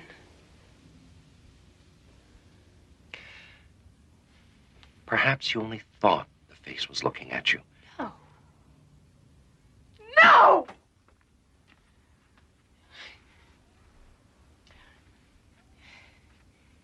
You know when you're crossing the street and you make eye contact with the driver the way everybody tells you to, and even though you can't see them clearly, you can feel when you've met their eyes. You know they're looking at you. Well, this face was looking at me, just like that. And why did it suddenly disappear? You said yourself that you looked away. At that moment, your mind rearranged the dots into a different pattern, one without a face. No, there was something there, Doctor. I saw it and it saw me. It's trying to kill me.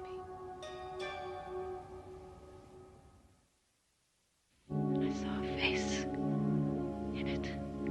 A doctor. I swear it looked back at me. Right at me. I caught it off guard, I guess, because I got the most terrible, horrible feeling that it knew that I saw it. Then I looked away. And it was gone. Staying late? No, I was just leaving. Well, I hope you brought your coat. Looks like we're heading into the rainy season. Good night, Doctor. Good night, Becky. You said yourself that you looked away. At that moment, your mind rearranged the dots into a different pattern, one without a face. No, there was something there, Doctor. I saw it and it saw me. It's trying to kill me.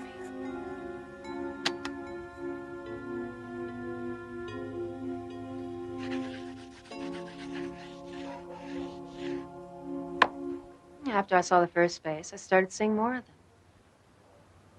They were watching me, peering out of the patterns of carpet, ceilings, wallpaper. I tried to paint over them, but they kept coming through. Faces in the pile of leaves next door. Faces in tree trunks, brick walls.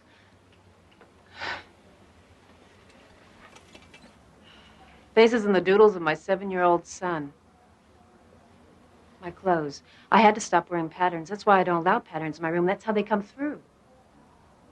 As long as they're out of range, I'm safe.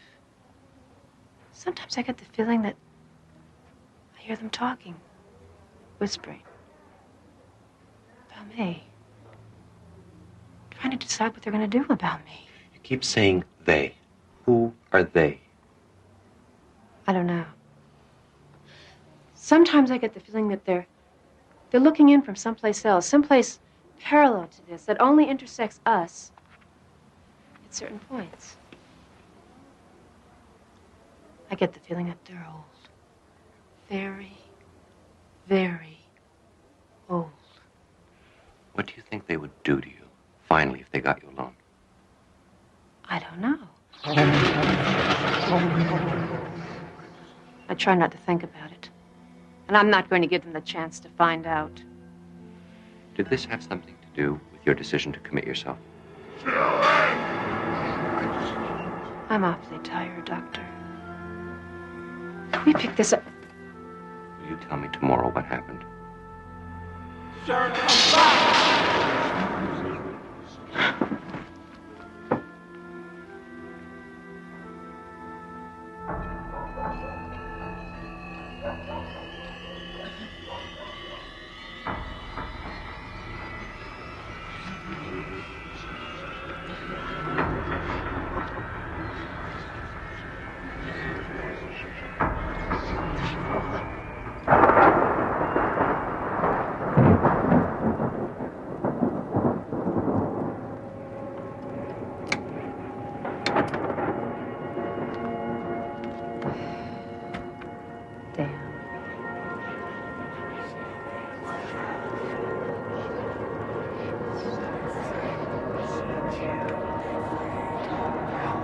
this.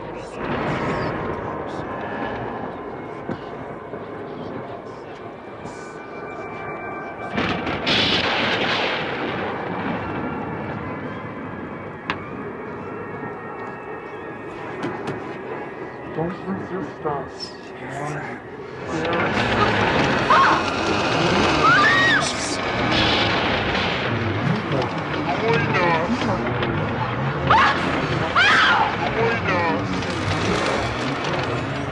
Come here. Come with us. Come with us.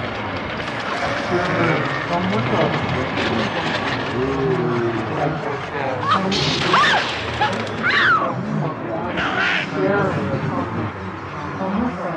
Don't resist.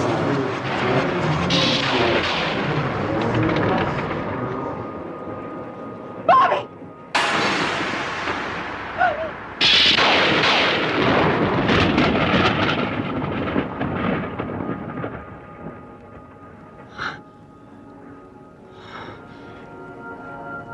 Oh.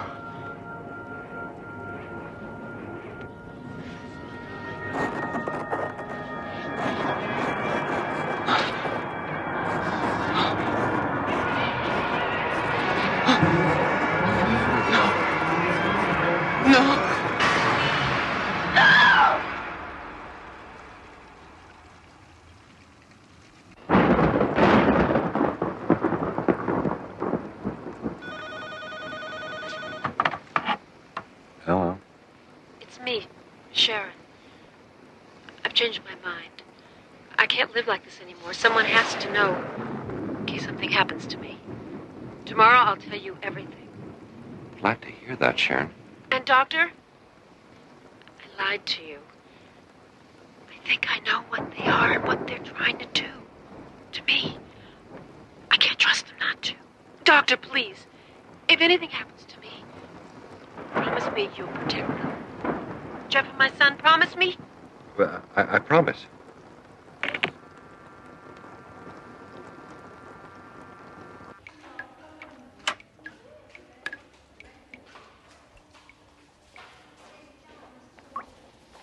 Good morning, Doctor. Pardon the bucket. We had the roof fixed last winter, but it still leaks a lot. The bucket's all over the place. Storm that big always agitates the patients, and last night was a doozy. Around midnight, we had everyone quieted down, except for your favorite patient. Sharon? What happened? She just started screaming right in the middle of the night, screaming and pounding on her door, trying to get out.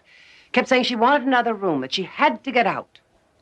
Did she say why? Well, she was hysterical. Any other night, we'd have given her another room, but you know how crowded we are. She was too disturbed to let her wander around, so we had to lock her room. I called for another nurse to help sedate her. She really fought us, too. Why didn't you call me?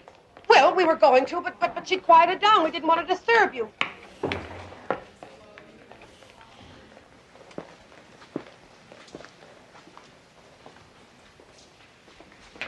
Good morning, Doctor.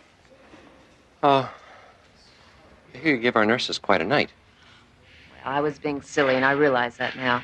Storms frighten me. Actually, thanks to you, I realize I've been silly about a lot of things. Such as? Such as being here, committing myself, abandoning my son and husband just because of some perfectly irrational fears. It's wrong. And I can see that now. I guess all I really needed was someone to talk to. I fear you give me way too much credit. It's a very pretty outfit. Very intricate patterns, I thought. Just one more sign that all is well. I called the front office and had it brought to my room. With some luck, I signed the release forms and I'll be leaving here this afternoon. So soon? I thought we could at least finish our... We did. And again. Thank you.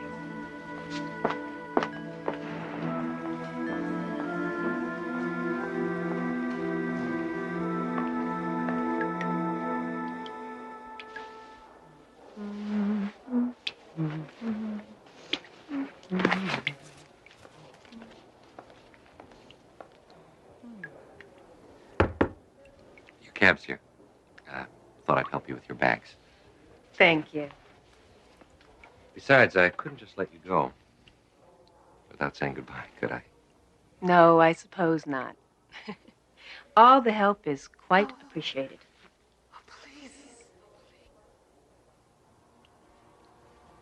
Did you hear something? No. Must have been the wind.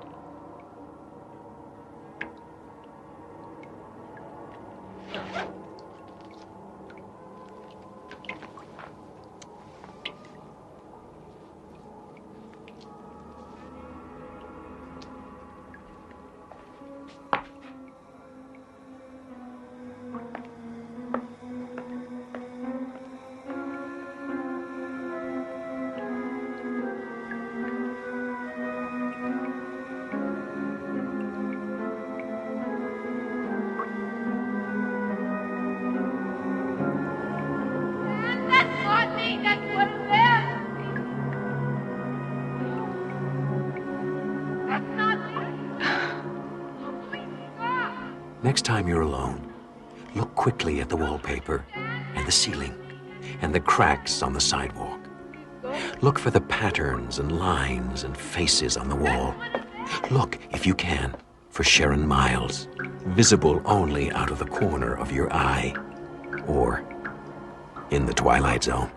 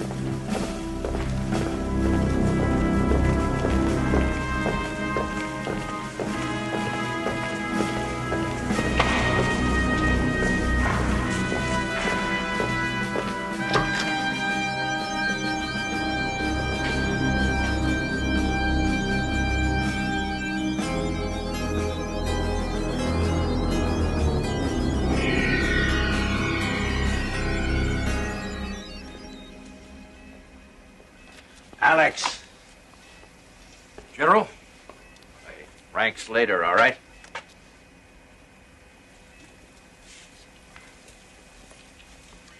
So what's the job?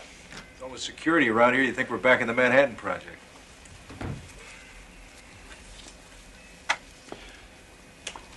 2 months ago, this was a research lab. Government contract, particle physics, that sort of thing. Nothing unusual. Then something happened. The research team was running a new experiment on wormholes, theoretical subspace corridors like black holes, go anywhere in the galaxy in a second. Things got out of hand. When they cleared away the rubble, they found what's on the other side of that wall. Here. Better put these on. They'll help a little, but try not to stare directly into it.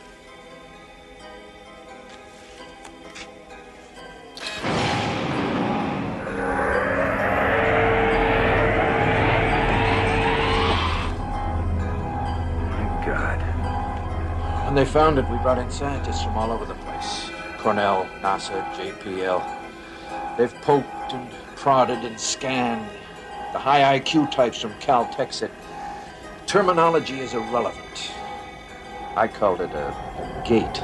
They didn't argue. A gate? To where? We don't know. Hell, we're not even sure how it got here. All the data from the experiment was wiped out in the explosion. But somehow that equipment in there is generating it, maintaining it. Well, we'll probably figure it out in time, but right now it's as if we've unlocked a door and forgotten the combination. So if we close it, we may not be able to open it again. We have to know what's on the other side of that wall, Alex. That's why we called you. The brass wants you to go in there.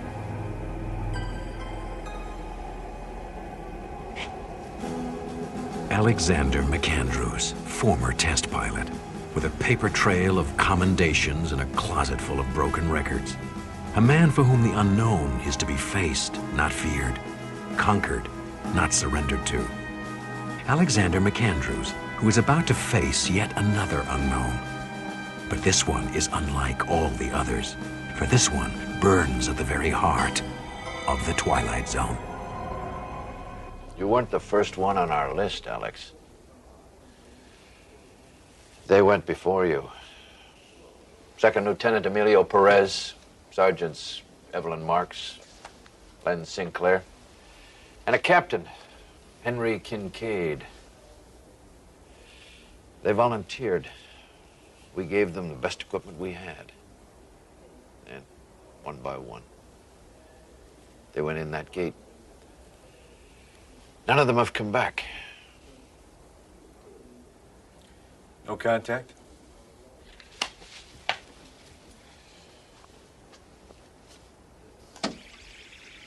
I'm through. It became gone. There's something here. Can you see it? Can.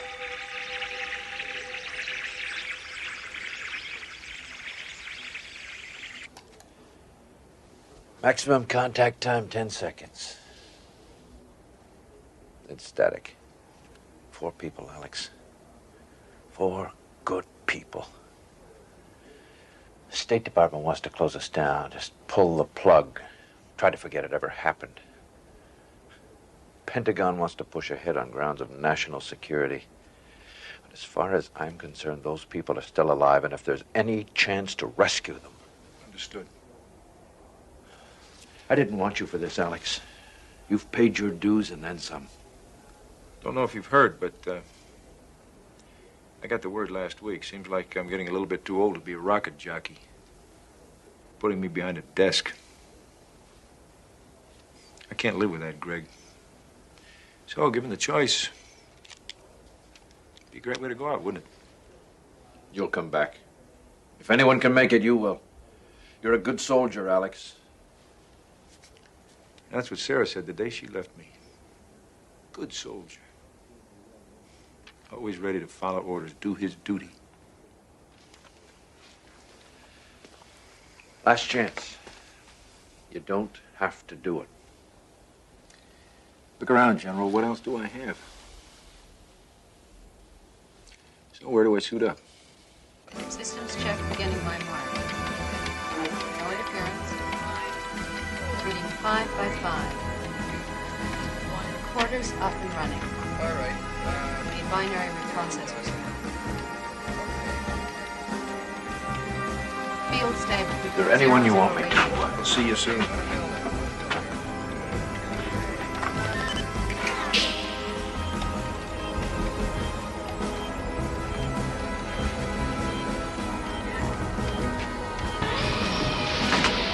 Goggles on.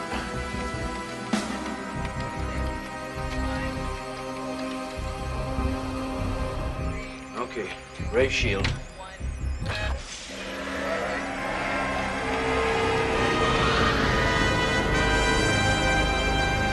All right, Alex, we're cleared to proceed. Now remember, no heroics, strictly threat analysis. Just go in, take a fast look around, then get out of there. You copy? Affirmative, General. Entering the gate.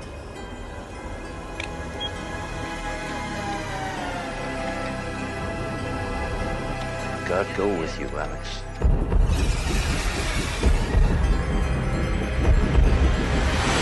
You're a white light. Have a sensor. Very, very fast.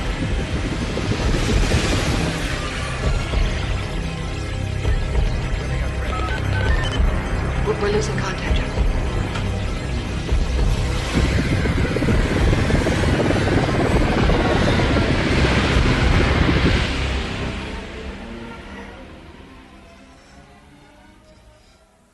ComCon, this is McAndrews. Do you read? ComCon?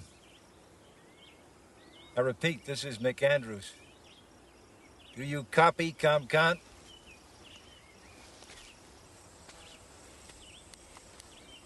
I don't know whether you're getting any of this or not, ComCon, but I'm going to keep recording anyway. I found a glove. Appears to be one of ours.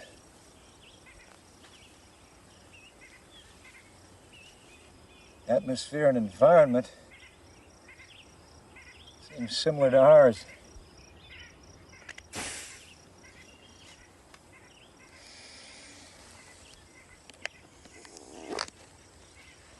Oxygen atmosphere, all right. Sweet, cool, crisp air. I don't see any sign of the gate from this side. Perhaps it's not in the visible spectrum here. Moving on. I'll continue to log entries at 5-minute intervals. Still no communication, General. Boost the signal. Well, I'm trying, but I'm just not getting anything. Damn it, boost it some more. Alex, talk to me. Where the hell are you? Welcome, Major. Kincaid? Captain Henry Kincaid? Present and accounted for, sir. We've been waiting for you. Well, not you in particular, but somebody like you. But I'm happy with the selection. I can't think of a better choice for their needs or ours. Excuse me? Everything will be explained in time, Major. In the meantime, please, if you will come with us.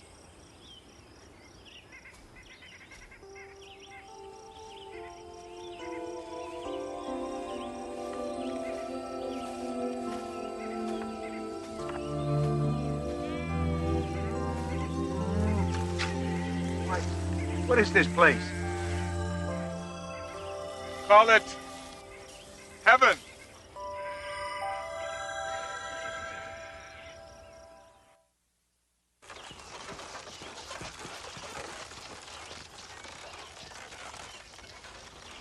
All I want is a simple answer to a simple question. Where are we? What is this place? Lieutenant Paris, sir. I'm the navigational specialist. I've been here about a week, and the stars...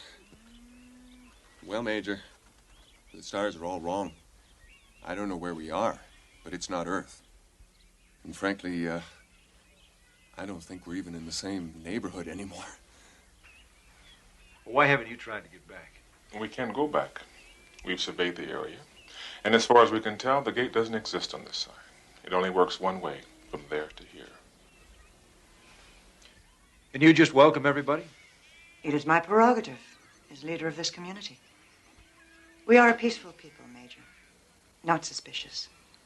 Of supplies, we have plenty, more than enough to share. If this has become an unintentional prison for you, please be assured we'll exert every effort to make it a pleasant one. There is much we have to offer. They've told me about the world you come from, a place of such hate. Here we have no possessions to steal, no religion save one, the sanctity of life. No law, but to be kind to one another.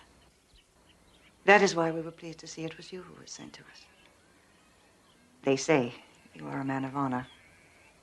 It's the kind of place we've all dreamed about, Major. I think I'll reserve judgment till I've checked things out for myself. We encourage you to explore, and we will give you all the help we can, as we did to the others. I sense in you a man who's been searching for peace for a long time without finding it. Here you will.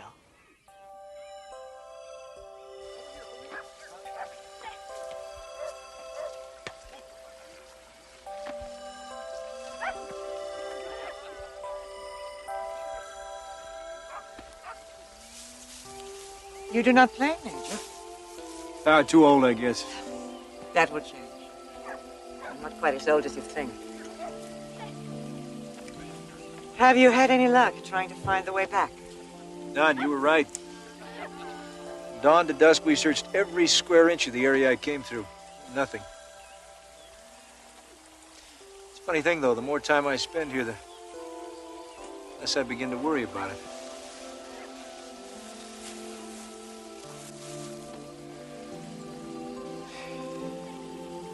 See, I've been a soldier all my life. My father was, and his father before him. They said you have to fight for what you believe. They never told me what to believe. They told me I have to follow orders. They never told me why. Stay busy enough, though, and you don't worry about it. You have a family? Not really. My wife left me about a year ago. Said she didn't believe in bigamy. Couldn't compete with honor, duty, orders.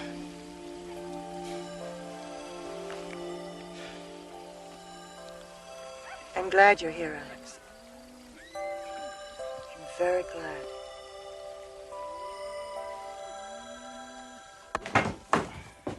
Evening, Major.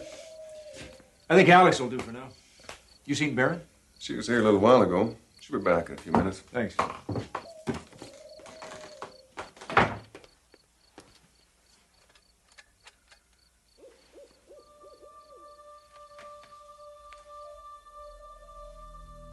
It is now 3 days, 12 hours since Alexander McAndrews went through the gate.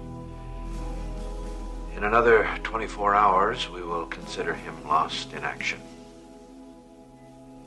I've recommended we shut down operations and send no more people through the gate without more detailed analysis.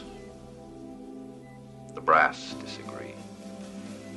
We lose more in training operations, they told me. They've already picked their next volunteer. He comes highly recommended. I don't know him. Thank God for small favors.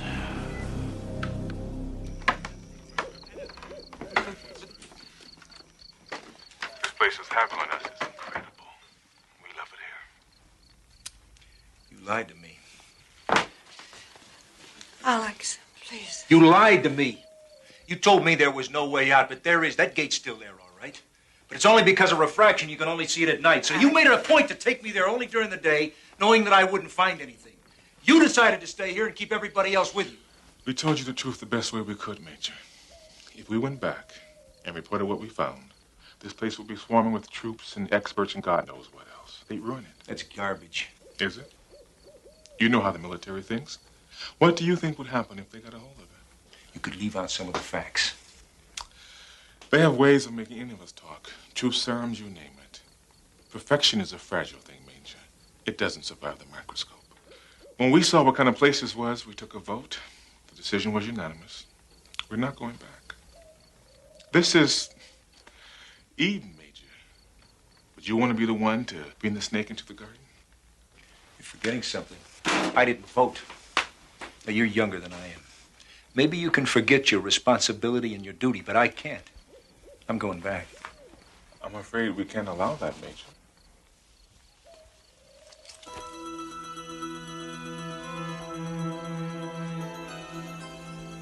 See how easy it is? The first solution of the angry man. How many other guns you want to turn loose here? I don't want to hurt you, Kincaid. But I'm ordering you to get out of the way. Then you'll have to kill me, Alex.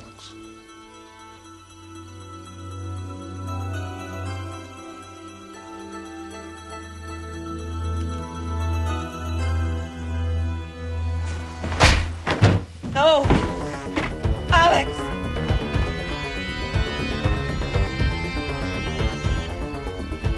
Alex! Please wait, don't go! I'm sorry, but I have to. Why? You said yourself there was nothing back there for you! Because I'm a good soldier. That's all I've ever been. Maybe that's all I'll ever be.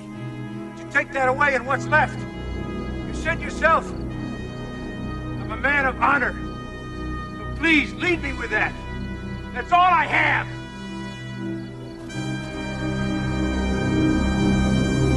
So you're convinced they're a totally agrarian society? Judging from everything I saw, yes. Any potential threat to security? Nil. Thank you, Major.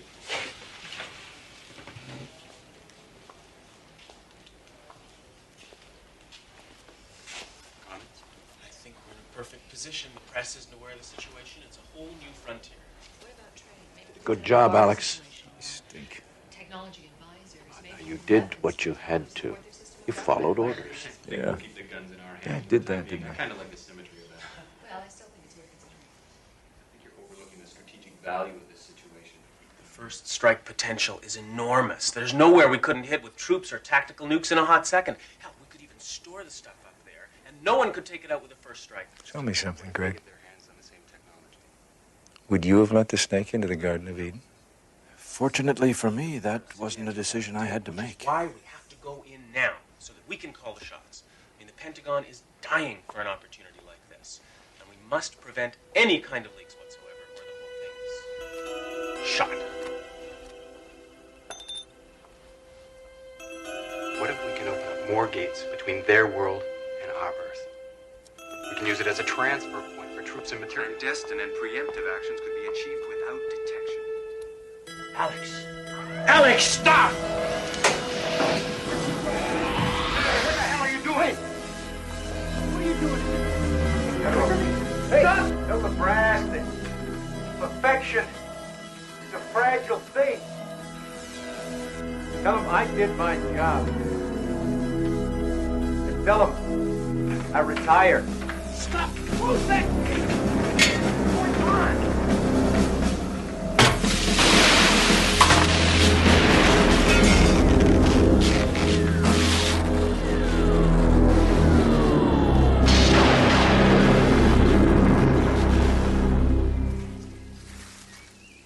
Are you sure they won't build another? It's a freak combination in the first place. If the gate were still there for them to study, maybe they could duplicate it. But it's gone permanently.